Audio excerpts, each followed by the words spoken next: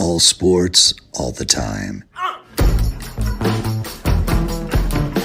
There's heroes and there's legends. Heroes get remembered. Legends never die. This is the Spoken Podcast. Hold your ears, folks. It's showtime. I'm your host, Lance Twidwell. Man, that kid, he can ball, man. He can ball. Touchdown, Kansas City! Patrick freaking Mahomes, baby! Let's talk some sports, because that's what we're here to do. You are tuned in to The Spoken.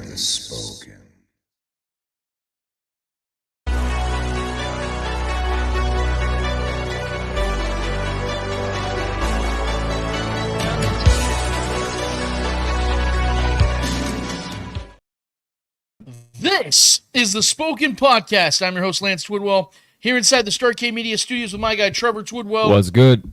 Episode 267 is in full swing, full motion. We're so happy to be here with you and for you to be here with us, whether you were live streaming, podcasting, or YouTubing. We want to thank you so much for taking the time to be with us in this time as we have another awesome show for you guys in the middle of the off-season, the dead heat of the off-season. We know this is when you guys are looking for anything to talk about. And sometimes when we get things to talk about, it's the things we don't want to talk about. And we will be talking about that in just a moment. We are very, very happy, guys, and excited to be joined by a guy that we've been trying to snipe down and get on this show for a while now. It's just something about the RGR crew, man. They like to dip, dive, dodge, and duck, like our guy Patrick 𝚂𝙿𝙾𝙳 once said on Dodgeball. But we finally got him down. We finally have him coming on, guys. Our guy, NFL draft analyst from RGR Sports and Locked On Chiefs, one, the only, Ryan Tracy, will be joining us in about an hour's time. I hope you guys are ready for this because he's going to give us a lot of his thoughts on what to expect with a lot of these draft picks. We know we've had our guy Mike Williams and all chiefed up. We've had Jason Dunn, Marcus Dash from Chief Concerns, all these other shows. We wanted to get a trifecta of opinions on our show when it comes to what to expect from these young cats. They're going to be taking over in the foreseeable future when it comes to this draft class of 2024 and what Brett Veach did in this draft class, what Ryan Tracy believes that he got in this draft class. We're also going to be talking with him about off-field issues. We're going to be talking about what to expect coming this season. There's a lot of things we're going to be talking about with Ryan, and I can't wait to pick his brain on a lot of these topics. So definitely get into that, guys. Definitely get there in the chat and ready for Ryan. Speaking of the chat, I wanted to give a shout-out to the people. I don't know who's in there right now, but we're going to check real quick. Our guy Dustin Orton is in there right now. Good morning, boys. Let's fucking go. Let's fucking go, Dustin. Thank you for being here bright and early, brother. We're really excited to have you on, man. Shout out to the chat. You guys want to get in there now because, like I tell you guys at the top of every single show, it's at the bottom of the show. We are growing our YouTube presence as much as we possibly can. The best way to do that, it's simple. Go to the Spoken Podcast on YouTube, hit subscribe, hit notify, hit share, and get in the comments more than anything, guys, because we have a segment every single week right in the middle of the show called Speak It, where we give you guys the platform, the opportunity to voice your comments, questions, topics, concerns, takes, whatever you guys have for us, you do it there. We try to implement some of your takes throughout the show, but if you have questions in particular, get them on Speak It. Trevor will have them start up and ready to go for us to talk and react to them as much as we possibly can throughout the show. But like I said, in the Speak It segment is where we do the most damage on that. And you guys obviously know how we end every single show. We end the show with a series of L's in the world of sports, and we promise you guys we're going to deliver on that like we do and like we have over the last 266 episodes. But Trevor, it is time for Lance Rants. Gotta scream! Yeah! We're back on motion! The moon's gonna do me!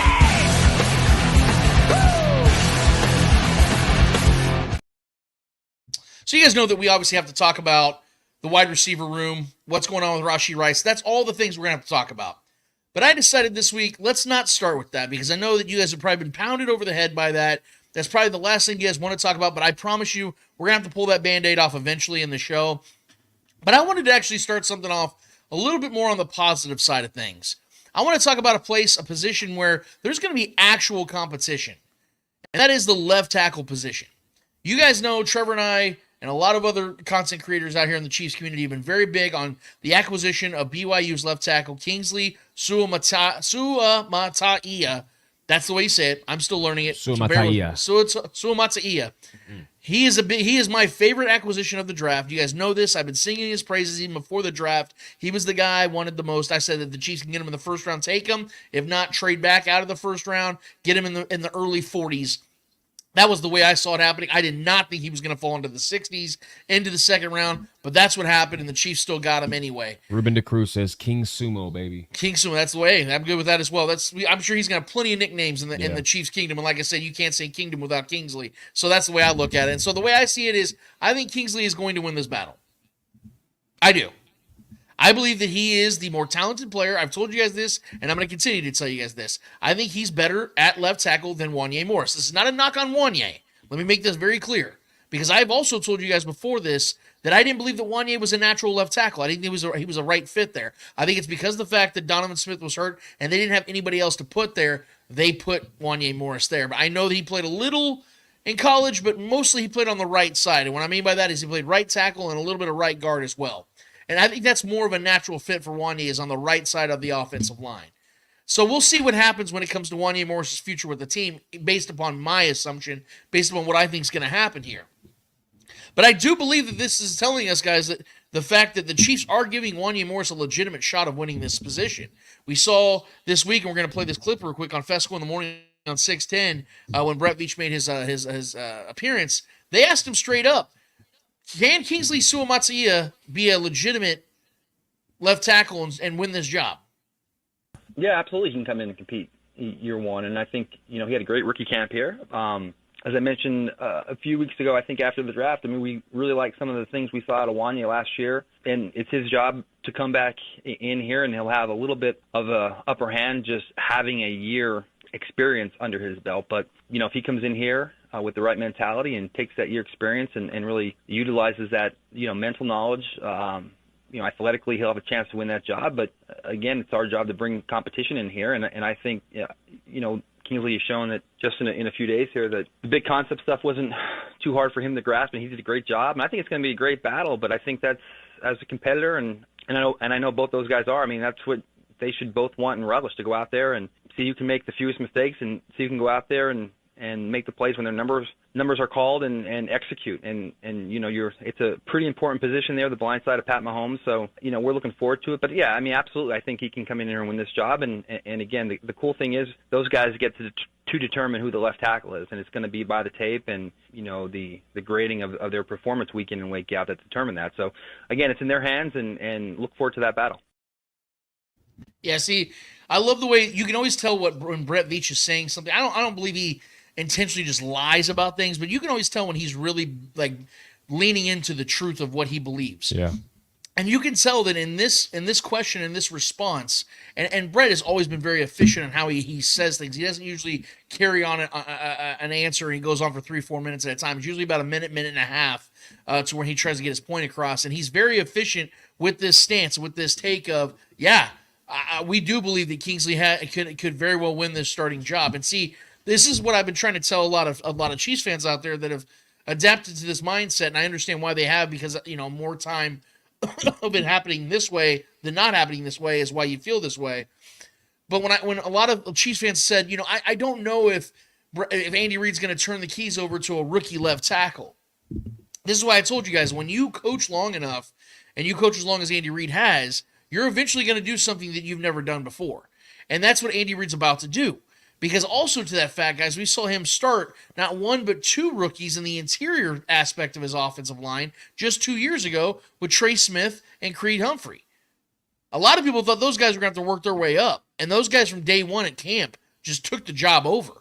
And that's the kind of confidence I have in Kingsley 𝙂𝙾𝙳𝙾 when it comes to what he's going to bring to this team, because I believe he's the guy that's going to change the way this offensive line plays. And we all know, man, that the offense all starts, everything's its quarterback. The quarterback is obviously the most valuable player, but the offense goes as the offensive line allows it to go. You guys saw just how embarrassingly bad it was in Super Bowl 50, was it Super 55? You guys saw how embarrassing that was, how the Chiefs just could not do anything offensively. It wasn't because Patrick Mahomes. It's because he had a bunch of backups out there going up against an elite front seven of the Tampa Bay Buccaneers. There was just no chance for Patrick Mahomes and the offense to get into any fluidity.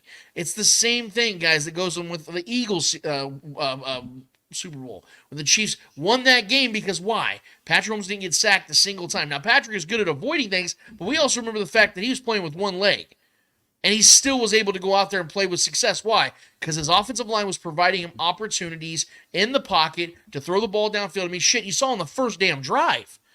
The touchdown to Travis Kelce in the corner of the end zone, it's because Patrick had time in the pocket. It was a clean pocket.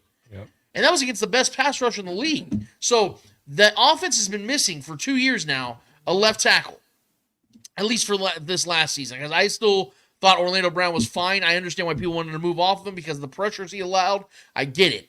But I look at this 𝚂𝙿𝙸𝚂𝙾𝙳𝙴 kid as an absolute and without question a bona fide upgrade at the left tackle position the Chiefs have been missing since at least Orlando Brown Jr.'s first season with the team. And if not, you want to go further? Fine. Eric Fisher's final season. The last guy the Chiefs took this early in the draft at left tackle. This is what I think this guy is going to be. I have the confidence where our guy Mike Williams from All Chiefed Up came on the show.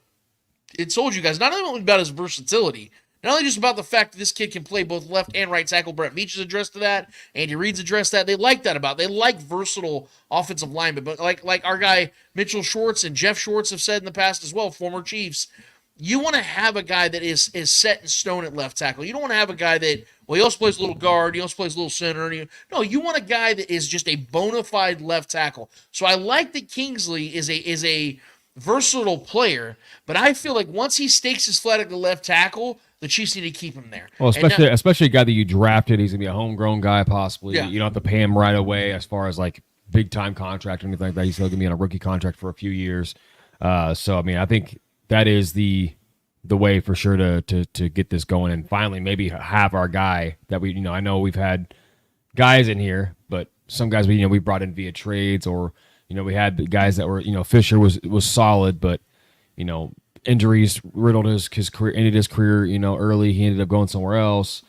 It wasn't as good and as promising, honestly, as Kingsley is, even though he was taken higher in the draft. Yeah, it's a weird Saturday, Trevor, when we got multiple people agreeing with me in the chat. Well, it's like you started the show off on a positive note. I mean, they're like, oh, that's all it took. The universe had a tilt. What is going on? Well, I got our shout out to our guys Dustin Orton and Ruben DeCruz. They both said, they agree with what I'm saying on this, but in detail, Dustin said there will not be competition.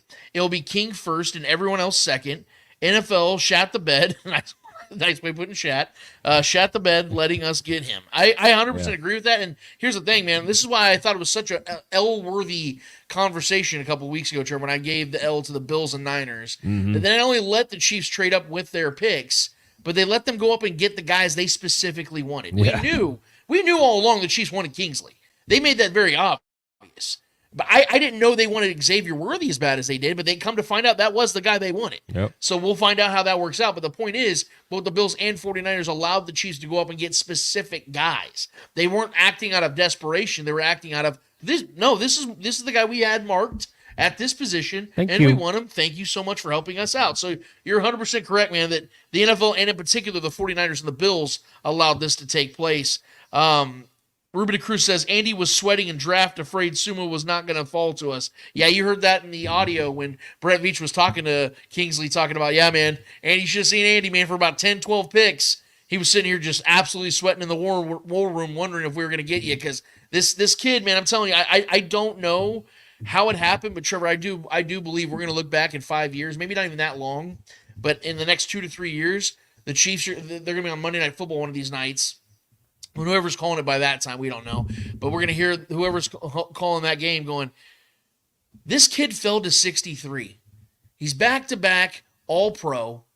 Helped the Chiefs win another Super Bowl or two. He's one of the best left tackles in the game. And he fell into the 60s, and the 49ers let the Chiefs go and get him. Like, the 49ers are a team that should understand more than anybody the value of having an elite. And I know I'm putting a lot on Kingsley right now, but I'm saying if all goes as planned, they should know, of all people, of all teams, all franchises, what the value of having a great left tackle is. And what do you know, Trevor? Who did we compare him to last week based on the RAS score? Trent Williams.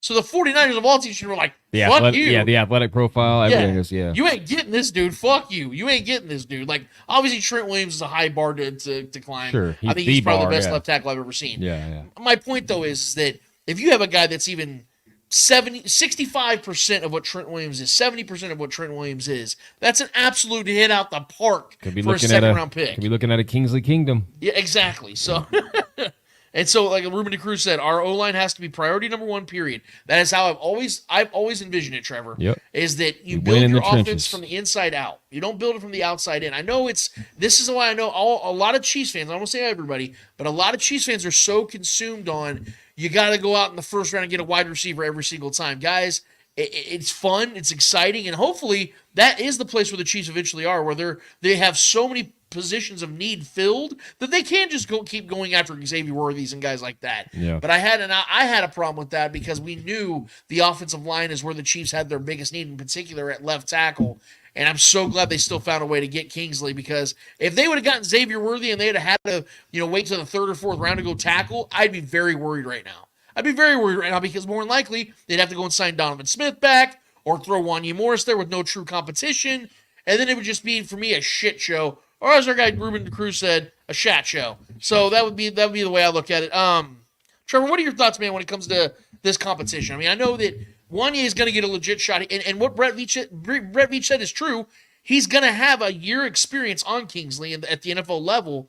But do you think that's going to really ultimately matter? Do you think the talent's going to override things, that Kingsley's got the kind of work ethic that's going to rise above the rest, and he becomes like that next Creed Humphrey, Trey Smith, where he just day one, you just know he's the guy? I mean, this is the proper management decision here. This is what you're supposed to do as a manager of employees or a manager of a team or whatever you want to call it, any kind of management role. You want the cream to rise to the top, and you want that to happen via competition, right? You want these guys, you want to get the best out of these guys, and in order to get the best out of these guys, they need to compete. And let's be real. I mean, whenever you don't want to just be gifted something. Like if we just immediately came out and said Kingsley's our starter, he didn't earn that. Right. You know what I mean? Whatever we feel about Wanya, or say Wanya wins it, he earned it, which I don't believe that's going to happen, but just say that happens. Say he looks better in camp and he gets the start the season possibly. He's going to respect that opportunity a lot more, and he's going to value that a lot more. Either one of these guys, whoever comes out on top, is going to value that situation and the honor of being the starting left tackle for Patrick Mahomes even more, because they know that they earned it. They put in the work, they earned it. They weren't just gifted this, right? They weren't a silver spoon kid given that opportunity to be the starter for the best team in football, for the best quarterback in football, and the best head coach in football. That's an honor, right? And that's an honor that's earned. So I love this. Is just a no-brainer rhetoric from a possibly the best GM in football, right? He knows what he's doing. He's going to let these guys battle it out in camp, and may the best man rise to the top, and the other guy will be a depth piece. And I think Kingsley is going to win the job. I think it's pretty clear to me. I think he's the better athlete. I think he's the better primed and ready guy to go as far as the fit. Because we did get a glance of what Wanya is made of last year. But I love this, man. I love this is any position. I don't care if it's left tackle, any position, honestly. I think this is what you want out of camp. I think this is what camp battles are for. You got two young guys that are fighting for a very, very important position on the football team. And it's exciting. I think this is the best way to go about it, honestly. We just almost went 20 minutes, Trevor, of positivity. Great. Now here we go. We have the building blocks of a very happy-go-lucky show right now. Because as everyone's about to tell me, Trevor, in the next 5 minutes, the Chiefs have won back-to-back Super Bowls. So I'm preparing you for that on the other side of this table. I'm prepared for that on this side of the table. That's what I'm going to be reminded of. But guys, we have to have a real conversation here, and we're going to bring this stuff up to Ryan Tracy as well when he gets on the show, because this is the real meat and potatoes of what's going on in this offseason. Trevor brought up something a few weeks ago. He's like, why can't we just have here in Kansas City an offseason where things are just not wild after the Chiefs win a Super Bowl? No distractions, man. They win in 2019, Super Bowl 54, and then COVID hits. They win the first one, and then we got all that stuff with Chris Jones happening. And then, is L'Jarius Sneed going to be is he going to get a long-term deal? And all that stuff, just constant banter back and forth. I know I kind of headlined all that, but that's because I felt like the only one speaking with common sense that you have to sign Chris Jones long-term. Yeah. And then this offseason, we have this going on now with Rashee Rice. We're not going to go over again what we already know about the speeding and the highway crap. What we got to talk about is what we know right now, what we think we know right now when it comes to this, was it called Club Lit or Lit House or something like that he went to that out there in the Dallas-Fort Worth area. Here's the post right now. This is our Starcade Media guys. Rice hasn't been arrested or charged yet, but the incident report lays out a better timeline and gives the alleged victim's account of what happened. The incident's report says Dallas police officers went to the Lit Kitchen, Lit Kitchen and Lounge just after 3:30 a.m. for a quote-unquote major disturbance call. The man told officers he was at an after-hours party at the nightclub when he decided to leave at 1:30 a.m. He said just before 2 a.m., the suspect, reported to be Rice, sent him an Instagram message asking him to come back to the nightclub. The victim said he thought Rice wanted to hire him to take pictures and decided to drive back to the nightclub. He said when he returned, Rice asked him to look at his cell phone where there were Instagram messages between the victim and an unidentified person. The victim told officers while he was looking at Rice's phone, Rice punched him on the left side of his face. The rest of the report is redacted, and the only relevant detail is the victim had an apparent minor injury with swelling to his jaw. We then later saw, and we don't have a slide for this one, but we've been seeing some reports on Twitter that, according to some police that were talking to the owner of the Lit House, or Lit Kitchen and Lounge, that that he met with Rashi that night, said that he wasn't even ordering alcoholic drinks, was a really nice kid, it wasn't causing any problems inside the club. We don't know the exact time of when this took place, but this is according to the owner of the club. And I'm sure, if we're being honest here, the owner doesn't want to have negativity, on his, publicized on his club. So I'm sure he's trying to make this more of a good story. I'm not saying he's lying, but I'm sure he's trying to find the good in all this. I'm sure Rashi at first wasn't starting anything, but because of the fact now that we have seen this report, Trevor, consistently over the last couple of days from different angles, from different people, it's starting to feel like something is truthful in this. And I don't want to believe that, for the record. Yeah. When I first heard the report that there was an assault and we just saw Rashi Rice in assault nightclub, I was like, please, God, please let this not be true. Like, let's just hope that some guy looked like Rashi. Like what we thought the highway situation was when the guy looked like Rashi, but we weren't sure. I was hoping this would be that case this time, where they thought this unidentified male was Rashi Rice, come to find out it was some other dude, and Rashi wasn't even there. That's what I was hoping for. Yeah. We now know he was there. We can confirm that. We do know that he did ask the photographer to come back. Photographer did take his report down and said, under the talking with the cops, I don't want to say under oath, but talking to the cops, put an official statement down, he was asked to come back. And there was a report. There was a cop call for assault. Right. So no one said that the photographer assaulted Rashi. So I'm just trying to break this down, Trevor, in layman's terms. What are we supposed to believe about this right now?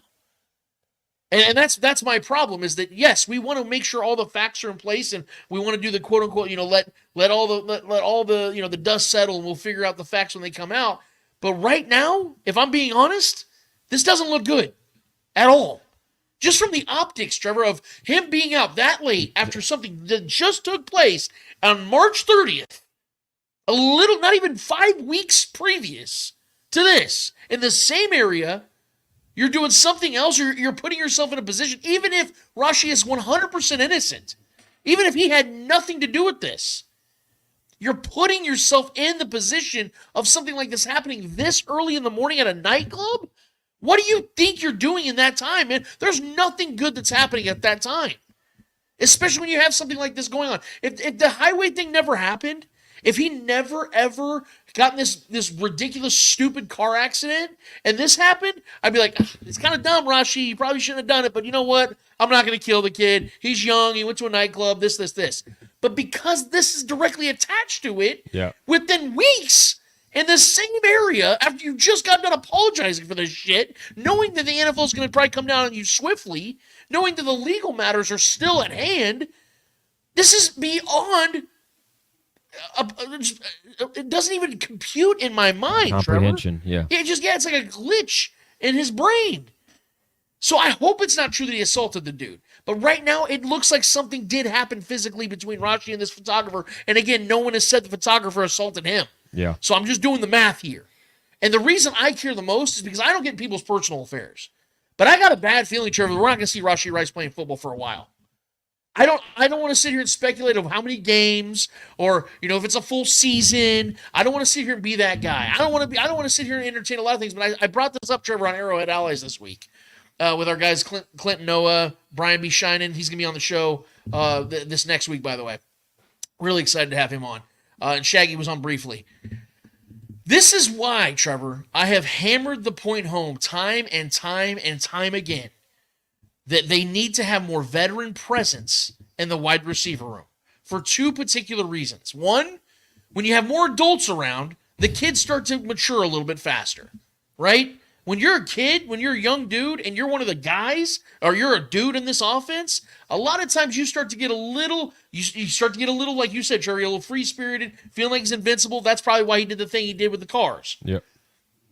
But if you have more adults in the room, there's going to be a higher standard that's expected of you. Our guy Jason Dunn said the same thing. When I asked him that question on the show, what would you do, Jason, if you were his teammate right now, you were a veteran, and he broke it down?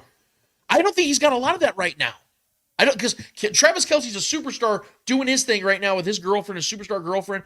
Patrick Mahomes got all his stuff going on. It's probably really hard for these guys to keep tabs on Rashee.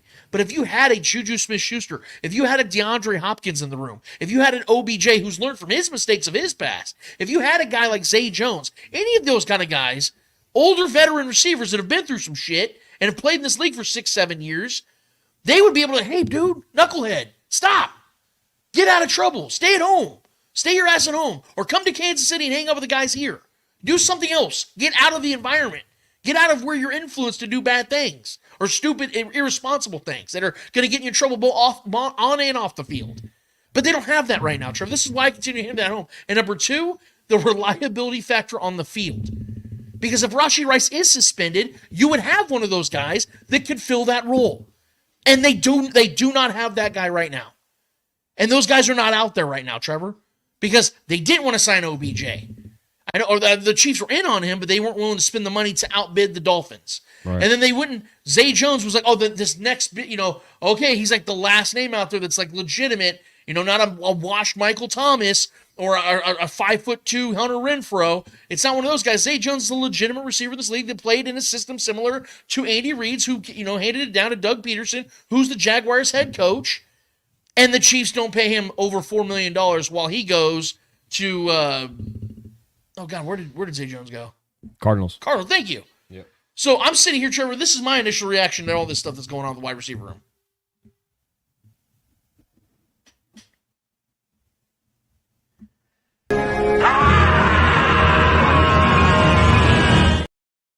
That's literally what I did when I found out that Zay Jones, when he signed with the Cardinals. I can't take it, damn it. You guys are going to have to talk me off the ledge here because, look, I love that Hollywood Brown is here. I hope that Xavier Worthy pans out, and I hope that Rashee Rice doesn't get suspended for a long period of time. But, guys, this wide receiver room is going to, once again, rely in some amount on Sky Moore and Kadarius Toney. If that doesn't scare you, I don't know what will. You guys are just an oak because I'm getting anxiety thinking about it. Our guy, Jason Dunn, I love him dearly. He's been trying to talk down the idea that Kadarius Toney and those guys can end up becoming something in this offense. Our guy Mike Williams from All Chiefed Up yesterday, go look at the thread on Twitter. It's incredible. I asked him the question directly, because he's one of the few people out there that still believes that Sky Moore can become something. He broke it down, and it was awesome the way he broke it down. I'm that way, but with Kadarius Toney. Yeah, okay. Well, you all are insane. You're all insane because we've seen enough. How many? My stance will forever be, and I don't want to go back on a tangent of those two guys, but if they're going to be relied upon, how many more games do we need to see Sky Moore be used incorrectly when he's got 33 of them? Mm-hmm.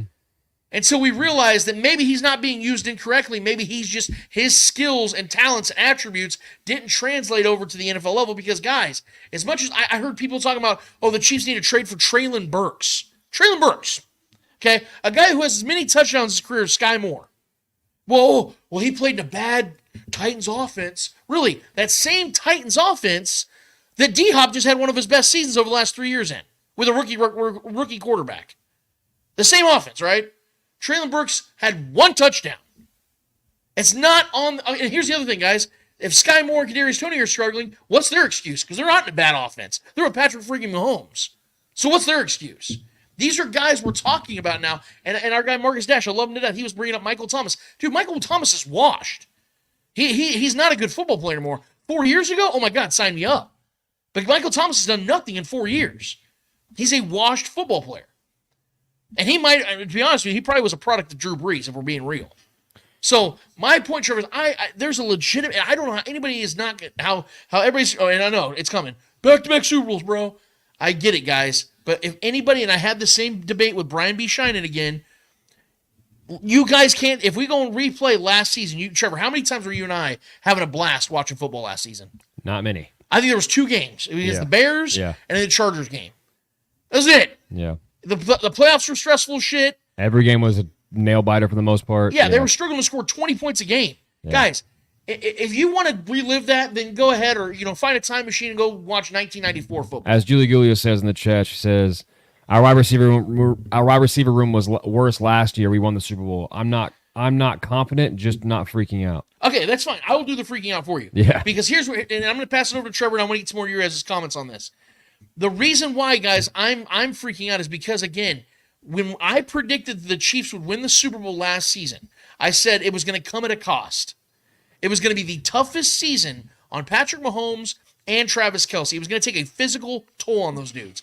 And it was also going to require that the Chiefs' defense plays at an historic level. All 3 of those things happened. You cannot expect all 3 of those things to happen again. Travis Kelce, you guys saw, it took him a week at the end of the year to take that week off just for him to get his body back. You cannot expect 35-year-old Travis Kelce to have to go God mode like that again. Could he? Yes, he could. But to expect that from him again, that's why I said on Arrowhead Allies, you gotta quit going to the same well hoping for the same resources. You've got to start digging more wells. The Chiefs have got to start investing better at wide receiver and taking some of the pressure off of Patrick Mahomes and Travis Kelce if you want to win this bet. And this is the biggest reason why, Trevor, I keep saying this shit. People think that I'm just trying to be negative. Dude, the biggest reason I'm saying these things is because I want this three-peat more than I wanted that first Super Bowl 5 years ago. Yeah. I'm serious. Talk about history, yeah. I want the three-peat. Once in a lifetime opportunity. If the Chiefs win this three-peat, they're the greatest dynasty in the history of football. Straight up. That would be 4 championships in 6 years, which would tie the Steelers of the 70s, and they would have the most championships in a row. Yeah, we're doing something no one's ever done before. Do you know how hard that is to do in the NFL? Yes, so this is why I get so worked up about this, Trevor, because I feel like Brett Veach, with the richest draft class, took one guy, didn't take another, and then this offseason, once again, sat on his hands and didn't go out there and spend a little bit more money at wide receiver. It had been one thing, Trevor, he had to spend $20 million on Hollywood Brown. Like, well, hey, you had to spend a lot of money to get him. $7 million. You're telling me you couldn't have went and said, hey, OBJ's got a $3.5 million deal with the Dolphins. Let's give him 5. Let's give him 6. That would have got the job done. OBJ would have said, okay, I like Miami, but I could maybe potentially be a part of a three-peat for twice as much money. That would have got the job done. Zay Jones, $4.5 million from the Cardinals. Give him 6. Give him 7. Give him 8. I don't care. Yeah. The Chiefs have the money to make that happen. You got to get more reliable assets in the wide receiver room, Trevor, because maybe Xavier Worthy works, but what if he doesn't? And here's the thing. You're so thin at wide receiver, what if one of these guys gets hurt? And we know that Hollywood Brown has a history of getting banged up here and there. What if he gets hurt? Then you're relying solely on Xavier Worthy, a rookie wide receiver who's 5'11", 165, 170 pounds, while Rasheed's are serving a 10-game suspension? These are realities that we have to get prepared for, guys. And then once again, it is all on Travis Kelce and Patrick Mahomes to carry the offense. That worries me. Trevor, where are you at on this, man? Well, I'm going to go ahead and read our guy John Harrison's comment real quick. As you said, Lance, this is a case of bad choices immediately after after another incident and hanging around with the wrong crowd. We've all had friends, some were more responsible, some aren't. He needs to distance himself from these friends and make more responsible choices. If not, it's going to get worse. 100%. Agreed. Yeah, man. What you say is actually, it's valid all the way through. With the, we've ad nauseum on this show, we talked about the inconsistencies in the, the most likely scenario that's not going to work out with guys like Kadarius Toney and Sky Moore. Obviously, Justin Ross, that story's dwindled damn near non-existent at this point now. We don't even know what he's up to, where he's at. If he's even a part of this roster still somewhat somehow. But yeah, man, it's and I know our guy Mike on All Cheaped Up doesn't I think he has the opinion still that Rasheed probably won't be suspended this season. They might keep it, they handle it next year, maybe serve a suspension next season. Which is a possibility depending on how this trial goes and how much needs to be gone into like the investigation side of all the things here. I don't know. But if Rasheed is available, that changes things for sure. If he's available all season, but there's a great chance that he's not. They're already talking about half. Palmer was talking about half of the season. I mean, it could be the whole season. Right. And that is a massive issue. That is a massive, scare for this offense because of how impactful Rasheed was and how important he was in every aspect of the offense last season. This offense really flipped a switch once he became more of a go-to guy, which we were begging for all year. We were spreading the ball around way too much. We needed to consolidate, and once we did that, this offense really kind of found itself. But again, yeah, the injury concerns with smaller guys like Hollywood Brown, lighter guys like Xavier Worthy, a rookie also on top of that, inexperienced, hasn't been hit by NFL players. There's a lot of things that could this house of cards. I'm not going to call it a house of cards, but it could become a house of cards really quick, and it could come crumbling down really quick because there's a lot of volatility in this situation for this wide receiver room, and it is scary, man. Me, I was all over the T. Higgins situation. I wanted us to pay up and splurge for T. Higgins, go all in for this three-peat. That's obviously not going to happen because he's going to want top-tier money, and I get that. Well, you have to trade for him. Yeah, and I get it. Assets would have to be moved around, things like that, but I feel like guys like that are worth it, in my opinion. But he's a guy also that deals with injuries, and that's just a story that's just not going to ever develop. So I passed that. But at the same time, I wanted OBJ. I wanted to see what Zay Jones could bring. And, these guys are... And I get it. I've heard the narrative about, these guys could go get more volume somewhere else if they want to reach their incentives. It's probably a little easier for them to go to where they'd be targeted at a higher rate other than the Chiefs offense, which is true. But success and personal, team success and personal success, I guess, is the deciding factor for some of these guys. And a lot of these guys are choosing that personal success for their personal numbers, statistics, incentives. And I'm not going to be mad at the player for that. I'm really not. But the Chiefs do. I think the Chiefs got to do what they can to sweeten the pot for some of these guys to make a move happen. Right? There's only so many choices left. The Michael Gallups and all these guys are gone off the board. Tyler Boyd's off the board. All these guys are gone. So it's very scarce out here. It's very scarce out there, and it's very scarce in here. It's scarce in this wide receiver room as it is too. So, Michael Thomas.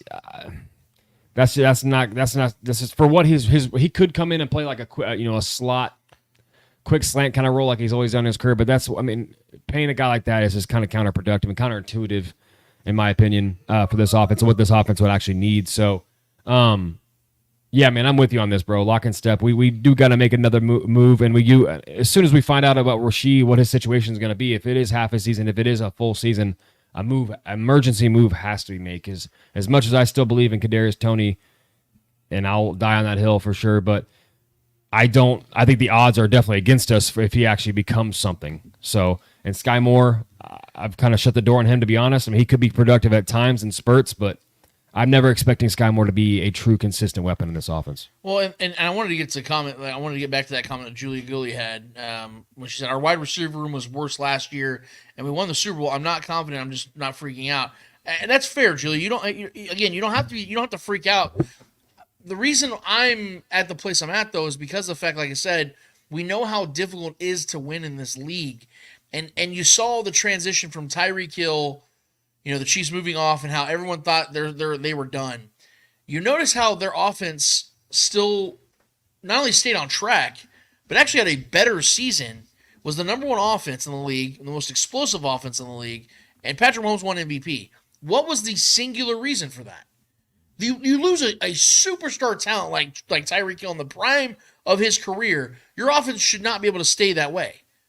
But it was because of the fact that they had veteran, reliable assets in their wide receiver room. There were physical receivers. There were guys that can make differences on the field. Hollywood Brown is, I believe, a very good veteran piece to bring to the equation. But he's not a physical receiver. It'd be one thing if Hollywood Brown was 6'1", 6'2", 200 pounds. And then you had Xavier Worthy on the other side of things. That would be more of a fluid offense, even without Rashee Rice in the mix. But that's the problem. Is that Hollywood Brown and Xavier Worthy are almost the exact same player. They have the exact same style of football, and they're built almost the exact same way. That is what I'm worried about. Is that when Rashee Rice, and I know our guy Mike Williams doesn't think he's going to get suspended this year, I'm pretty damn confident he's going to. Because of the fact that now there's another incident. I think if it was just the highway stuff, maybe they find a way to, prolong it, push it, and keep kicking the can down the road. Could we look at this situation, though, with this photographer, for whatever the truth comes out to be, similar to the situation with Tyreek Hill and that guy in the boat? How it kind of just got brushed over. No one even remembers that anymore. Remember, Tyreek Hill apparently punched that guy. That nothing ever happened with that. Well, I think there was just some hush money that was given out to the yeah, guy. I think there was hush money, but I also think because of the fact that Tyreek Hill didn't have a history of felonies. He didn't. Nothing he was convicted of, yeah. Well, but I'm saying he was has proven a paper trail of things. Well, hold on, but he was, to Tyreek's defense. Sure. He was proven innocent. Yeah, but he's also had other issues with his woman he's continuing with now, and then he had that one issue just recently also with that woman apparently that he broke her leg, which was a strange situation. But I'm just saying, like, Tyreek Hill has gotten away with numerous things. Right, he's a superstar athlete. It's different, though, because the fact that Tyreek Hill never got arrested, never got charged, none of that stuff ever happened legally. Yeah. Rashi has a legit case against him right now on top of this. Like, these are two legal situations that we're talking about where he could, like, we're talking about real jail time, which he's never going to see. We're talking about real aggravated assaults. We're talking about things that could get him in real trouble. Yeah, I'm talking more about, like, what the NFL refused to do against Tyreek Hill, right? I mean, they didn't really do anything to Tyreek Hill, and just like Willie Gay, he was never really arrested or anything like that. He was never taken in or detained or anything, and he still served a 6-game suspension. Well, I think it was 4, but 4 games. The where Willie Gay's situation fell under though was the contract detrimental, but because the NFL is super big on covering their ass on the domestic disputes. Yeah. Like we saw Charles Omenihu have the same situation, got 6 games. Nobody was harmed in it.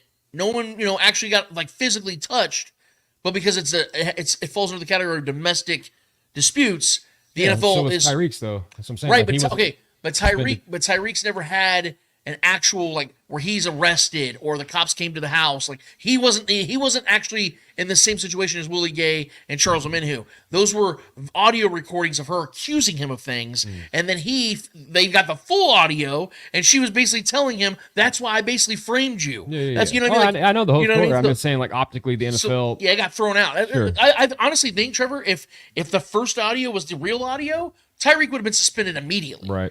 Just like with the Kareem Hunt situation, when we found out the truth of things that were going on, the video, the Chiefs got rid of him instantly. Like, bro, you lied to us, you're done. Yeah. I think if Rashee Rice would have lied about one of these situations, he'd be gone too. Right, which I'm glad he was honest, and he turned himself into the authorities and worked with the authorities and all that. But then it is very puzzling, man, if this situation comes out to where he did punch this guy and attack this photographer for whatever reason. I mean, what a bonehead move. Like, how dumb can you be, man, if this is the truth? I'm not saying that he is dumb. I'm not saying that's the case.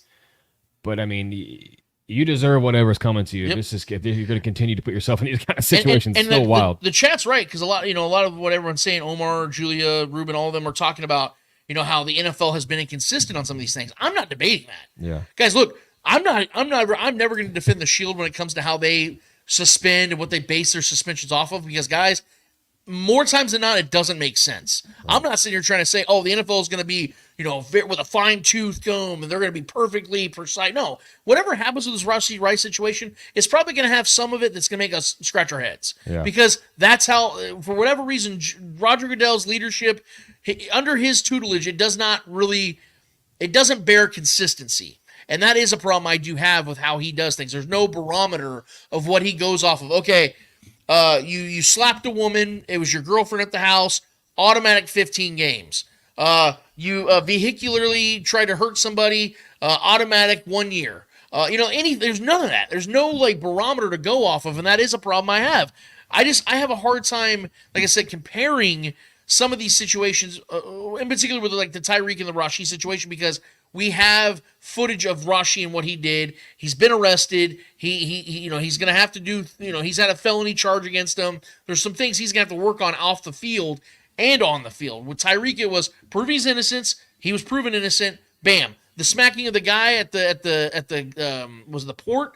I thought there was a civil agreement where he basically paid the guy off. Yeah, but I mean that has nothing to do with what the NFL decides to do because Right. of the optics of a situation. But then Micah Hayes on here says Rice hasn't been I think changed. He meant charged in the nightclub incident. Now DPD met with the club to review the security footage and still didn't get charged. Still didn't charge him because no assault was on footage. Right. And then our guy Carlos Ferrero Rice will be okay. Inside scoop, trust me. Oh, let me get them sources, Carlos. Well, I hope you're right, Carlos. But Yeah. what I will say is, just because there wasn't something on footage doesn't mean it didn't happen. Right. Because we do know, Trevor, But then there are spots and buildings and outside that you can't catch on film. But then it does become, word against, his word against his word, and that's a slippery slope. What did I say last week about how, or I said this on Arrowhead Allies in particular, Rashee Rice doesn't have the benefit of the doubt right now. Sure, but also neither does a stranger that, wants to maybe, like our guy Ruben just says, Rice is a target, possibly. I mean, sure. A famous athlete, and everyone, his name is even bigger now because of this incident, but more than he was even a football player at this point now. Right. He's known in that now he's still remaining in the Dallas area. He's in a Dallas nightclub. Someone could easily, try to set up a money grab. And the guy's post on Instagram was a little suspect too. Him holding his face like a victim was kind of. What I'll say though is, if in my opinion, the reason why that whole thing is weird about the guy trying to like target Rashee. Sure. My thing is, if that photographer was trying to target Rashee, why did he wait until Rashee called him back? Why didn't he just do it? I don't know. You know what I'm saying? Does that make sense? Like, why didn't he just do it when he was the there? whole thing is confusing. Because what I'm saying is, he left and nothing happened. If he was targeting Rashee, why didn't he just do it while he was there and get it over with and say, "Hey, this is my one opportunity"? Because I don't know if I'm ever going to see this guy again. Or maybe something happened to where Rashee told the guy to leave, and he got upset that he was told to leave, and he didn't actually end up working with Rashee or whatever, and he got jaded and hurt. And came back and maybe made up some story. Who knows, man? People do some wild stuff. These are according to the messages they have on Instagram. Yeah. Is that Rashee asked the guy to come back? Has that been published yet? I mean, that's according to the report. So I mean, what I'm saying is, I'm not trying to build a case against Rashee. This is why I said, I'm just doing the math here. Is a guy that's already got something against him just weeks ago is now in not a similar situation, but another legal situation just weeks after at a nightclub at 3:30. Why am I going to give this dude the benefit of the doubt? Yeah. When I know that he not only caused an accident but fled the freaking scene. Yeah. The integrity really isn't there for Rashee right now, man. While having marijuana, you're racing with marijuana in your car in the state of Texas. Bro, you can't get much dumber than I'm sorry, bro. Man, I love my boy Rashee, man, but that's just, and then now you're gonna possibly punch a stranger that you asked to come join your party at a club, and yeah, I don't. And you're right. Ruben says we're following the crumbs exactly, and I hate that we have to do this. And it comes down to what can be proven at the end of the day, but still, this is. And I know this sounds super fucked up, but Trevor, if this was some guy on special teams, the Chiefs probably release him. Right, he's probably done. But because of the fact that so many of you have told me that Rashee Rice is wide receiver one on this team, and I'm a believer of Rashee Rice, and I know how pivotal of a piece, Trevor just got done explaining it, how pivotal he was for this offense, for the team to win the Super Bowl last year. He's supposed to take that changer. next step. Yeah. This is why this matters so much. Yeah, of course. This is why we have to talk about it, guys, because we can't sit here and talk about how the Chiefs are just going to run through their competition if they lose their wide receiver one. That's not the reality they're living in right now, where they don't have this is, again, and I'm going to keep repeating myself, is why I wanted the Chiefs to add more depth this offseason so they can give themselves an insurance policy at wide receiver if and when Rashee goes down with a suspension.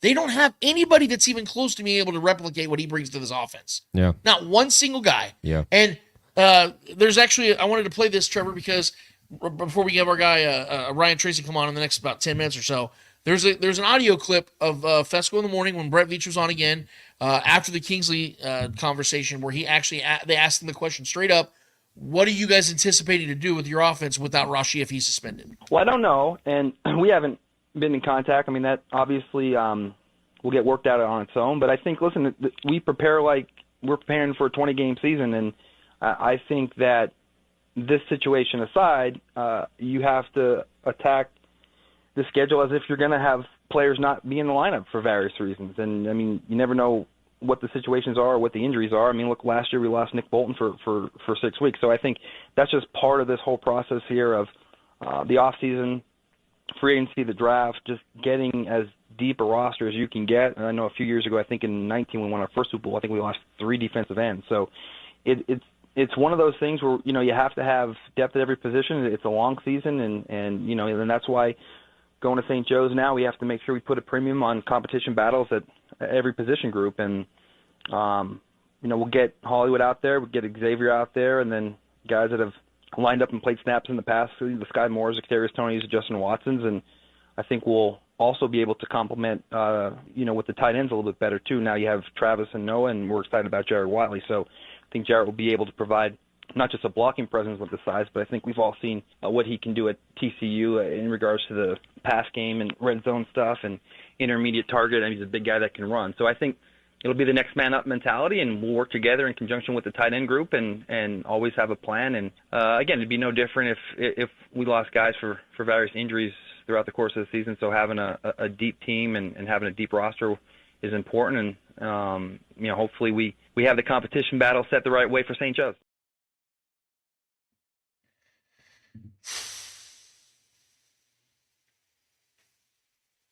You guys know I love Brett Veach, right? I have a shirt that says Trust in Veach. I wear it, not on the show all the time, but I wear it here and there. Because I do trust Brett. But there's no way that he actually said some of that and actually believed what he said. There's a lot of GM speak there, yeah. First of all, optimism. First of all, Trevor, did you hear the part where he said, he made the comparison about, you got to have the next man up, the competition, yada, yada, yada. He references Drew Tranquill replacing Nick Bolton while he was hurt. Do you know why Drew Tranquill was able to do that? Because Drew Tranquill is capable of doing that. Drew Tranquill was brought in that offseason to be a jack of all trades for your defense, to be that veteran presence in case of emergency, break glass in case of emergency, if one of your guys goes down, or at worst, he's an awesome depth piece.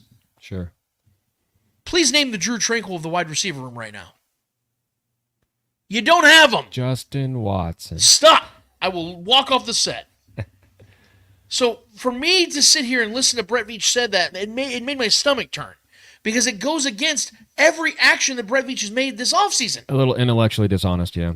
You can't tell me you can't reference that and then not use the same principles you used in building your linebacker room last offseason. You didn't do that. Do you think Veach really believes those things he said? I don't. Or do you think he does and they see those guys in the wide receiver room differently than we do? I had a conversation, Trevor, with Shaggy Shane about this very thing off air one day, and he said something that made total sense and I didn't think about it. He said he believes that it's going to be treated, when it comes to Kadarius Toney and Sky Moore, we'll see what happens. It can be treated like Breeland Speaks was. Remember, Breeland Speaks was Brett Veach's first ever pick. Second round pick, horrific pick. Yep. Never amounted to damn near shit in the NFL. Became a good player in the UFL, by the way, I will add.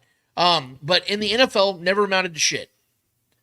They waited when the COVID year was happening. In year 2 for Breeland Speaks, the very end of training camp to cut him. To make it look less bad. If they would have cut him instantly and made it look like, oh my God, what a failure this guy was, that's a real bad mark on Brett Veach. But if you end up cutting him a couple years down the road at the very end of training camp that year when all the COVID distractions and all that stuff is kind of going on, it kind of slipped under the radar. And it was genius. So I think that Brett Veach might handle this situation very similarly. But my problem with that, even again, Trevor, to hammer the point back home, is you can't really do that now when there's not a lot of competition for those guys. Breeland Speaks had plenty of competition. So you could say, well, he was the odd man out. How are you going to be able to sell it to the fan base to cut both of these guys or release both of these guys at the end of training camp if that's what they end up doing, if there's not a bunch of actual guys that can take their jobs and it's justified? Because right now, Trevor, the only guy that I can say I would want to see them take their job from them that's on this roster is Nico Remigio. I was waiting for it. I'm sorry, I didn't mean to steal your thunder, man. No, I was waiting for you to say it. But Nico's the only guy. Our guys at Starcade Media posted this very same thing. He goes, who of these receivers would you want to see get a legitimate shot on this roster? Only guy that hasn't been given a shot. Is this actual faith in Remigio, or is this blind faith? Both. Okay. It's both. Because he's yet to show anything on actual tape as far as Justin Watson's actually had decent games. That's not necessarily true, though, because we can only go off what we've been given so far. Yeah, that's what I'm saying. It's kind of blind faith, though, because he hasn't put anything on a real film. You and I both agreed that if Remigio didn't get hurt last offseason, he makes the team. Eye test wise, preseason eye test, might I add, but still, eye test wise, the guy shows flashes of can do. Yes, and I like that shit. What was the biggest problem the wide receivers had last season, Trevor? What was their biggest problem? Just consistency. What was their biggest weakness? Drops. Drops. Yeah. Remigio had hands. He was catching And everything he knows, thrown his way. he creates space too. Go rewatch that preseason game against the Saints. Yeah. Everything thrown his way, no matter who the quarterback was, catching balls. That's why I think Remigio, he doesn't, on the RAS scores, Yeah, he's small. yeah. He's not the fastest. small arms, Yeah. but he makes plays. He plays angry, man. I like here's- guys like that. And I wouldn't be so adamant about Nico getting his shot if these other guys were good. Yeah. If Kadarius Toney panned out and Sky Moore was balling, I'm not sitting here talking about Nico Remigio. I'm sitting here talking about him because of the fact that I know what these guys are, and I don't know what he is yet, and I want him to get a shot. Everybody asks the question because now Justin Ross is becoming the training camp legend, right? He's becoming like a training camp Hall of Famer. Yeah, we gotta let that go. Oh, is Justin Ross going to do something this season? Guys, last season was the year for these guys to do something. Yeah. Justin Ross had 11 games to prove himself. Kadarius Toney, Sky Moore, year 2 for both of them in this offense, and neither one of them did shit. None of those three did a damn thing in this offense. Yeah. So I'm sick of sitting here talking about what they can do or what they can become. They've had their chance. Yeah, we have a sample size for all these guys, and the chances of, it's the same season going into this season again. This is going to be multiple years for all these guys. You know, Kadarius Toney, who I believe in his skill set, cannot stay healthy and cannot keep his mouth shut.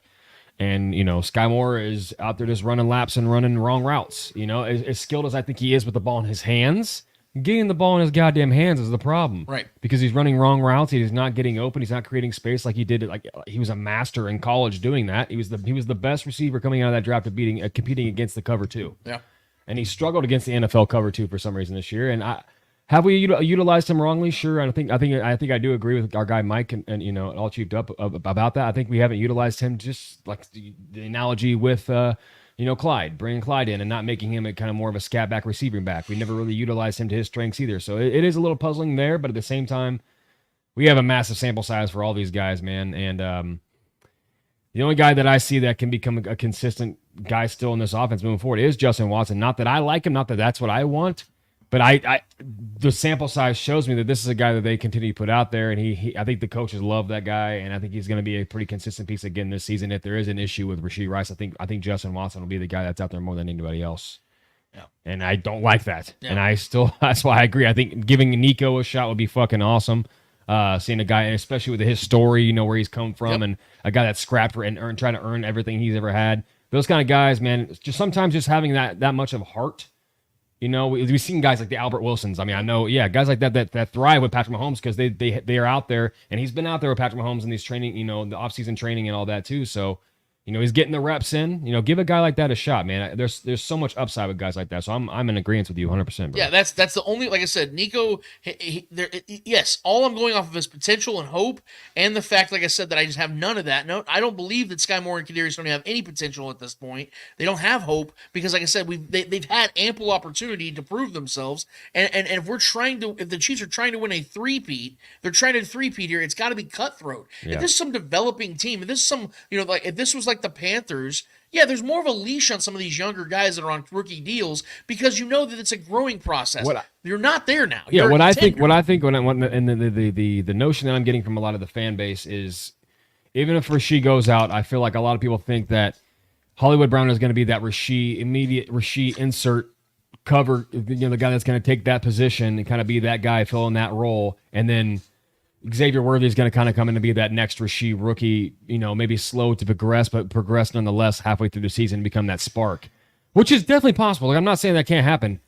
Obviously, we want all three of those guys out there in the field, but if Rashee is out or does miss extended period of time this season, or all of the season possibly, could that be the case? Look, possibly, man. But that's a lot of wishful thinking. I don't mean to sound dismissive, but Hollywood Brown is at his best when he's going downfield.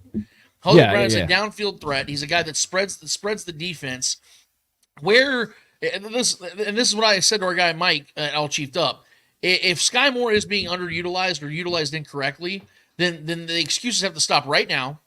This Rashee Rice situation might be a blessing in disguise because what this means is, if Rashee Rice is going to be gone for an extended period of time, then put Sky Moore in the position that he's supposed to be in, according to what people are saying, by having him play the slot, by having him do the shallow crossers, and have him go out there and get yak yards. Because our guy Mike at All Chiefed Up said that. That is what Sky Moore was. Is a guy that creates separation in the 5 to 10 yard areas and goes and runs with the ball. And had great hands. Okay, too. Yeah. So if Sky Moore's going to make this damn team, then have him be a guy that's going to make those damn plays.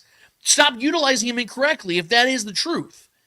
In my personal opinion, I just don't think Sky Moore's a good football player. I mean, yeah, and there's nothing more damning than being a healthy scratch during a depleted roster during a playoff run. And the offense looked better without you. Yeah, I mean, that's what I'm saying. It's damning, dude. Because really even though the offense still wasn't scoring a ton of points, they weren't turning the ball over anymore.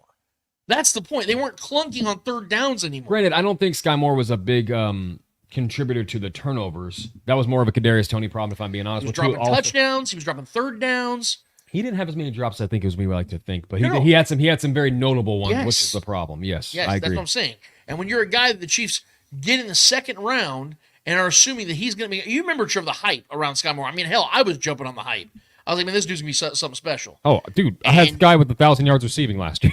Yeah, like, a lot of people were buying into my lashings right now. And he just has not transitioned to that. And I think that, we can sit here and criticize how the Chiefs are utilizing him. But again, it's just like the Brett Veach thing, Trevor, when I talk about, re-signing veterans or getting guys. Okay, do I think this guy's better at his job than Brett Veach is? Okay, if he is, I'm going to sign him. If he's not, I'm going to trust Brett Veach. You can let him walk. Yeah. When it comes to this coaching staff and players, who do I trust more, Trevor, the coaching staff or the player?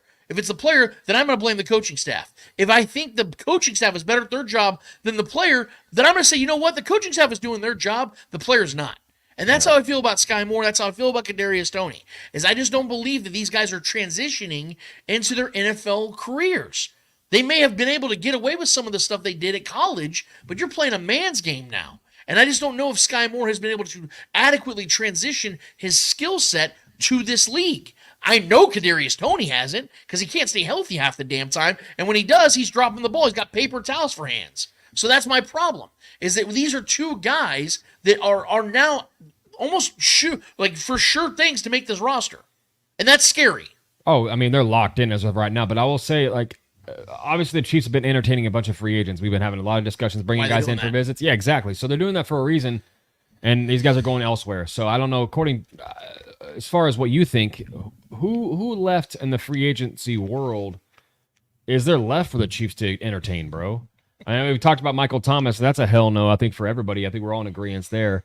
I mean, what do we do here? If we're gonna, well, we obviously want to bring in another body, but who do you see that's out there that's left, man? To me, in my opinion, Trevor, I hate to sound doom and gloom, Zay Jones was the last one for me.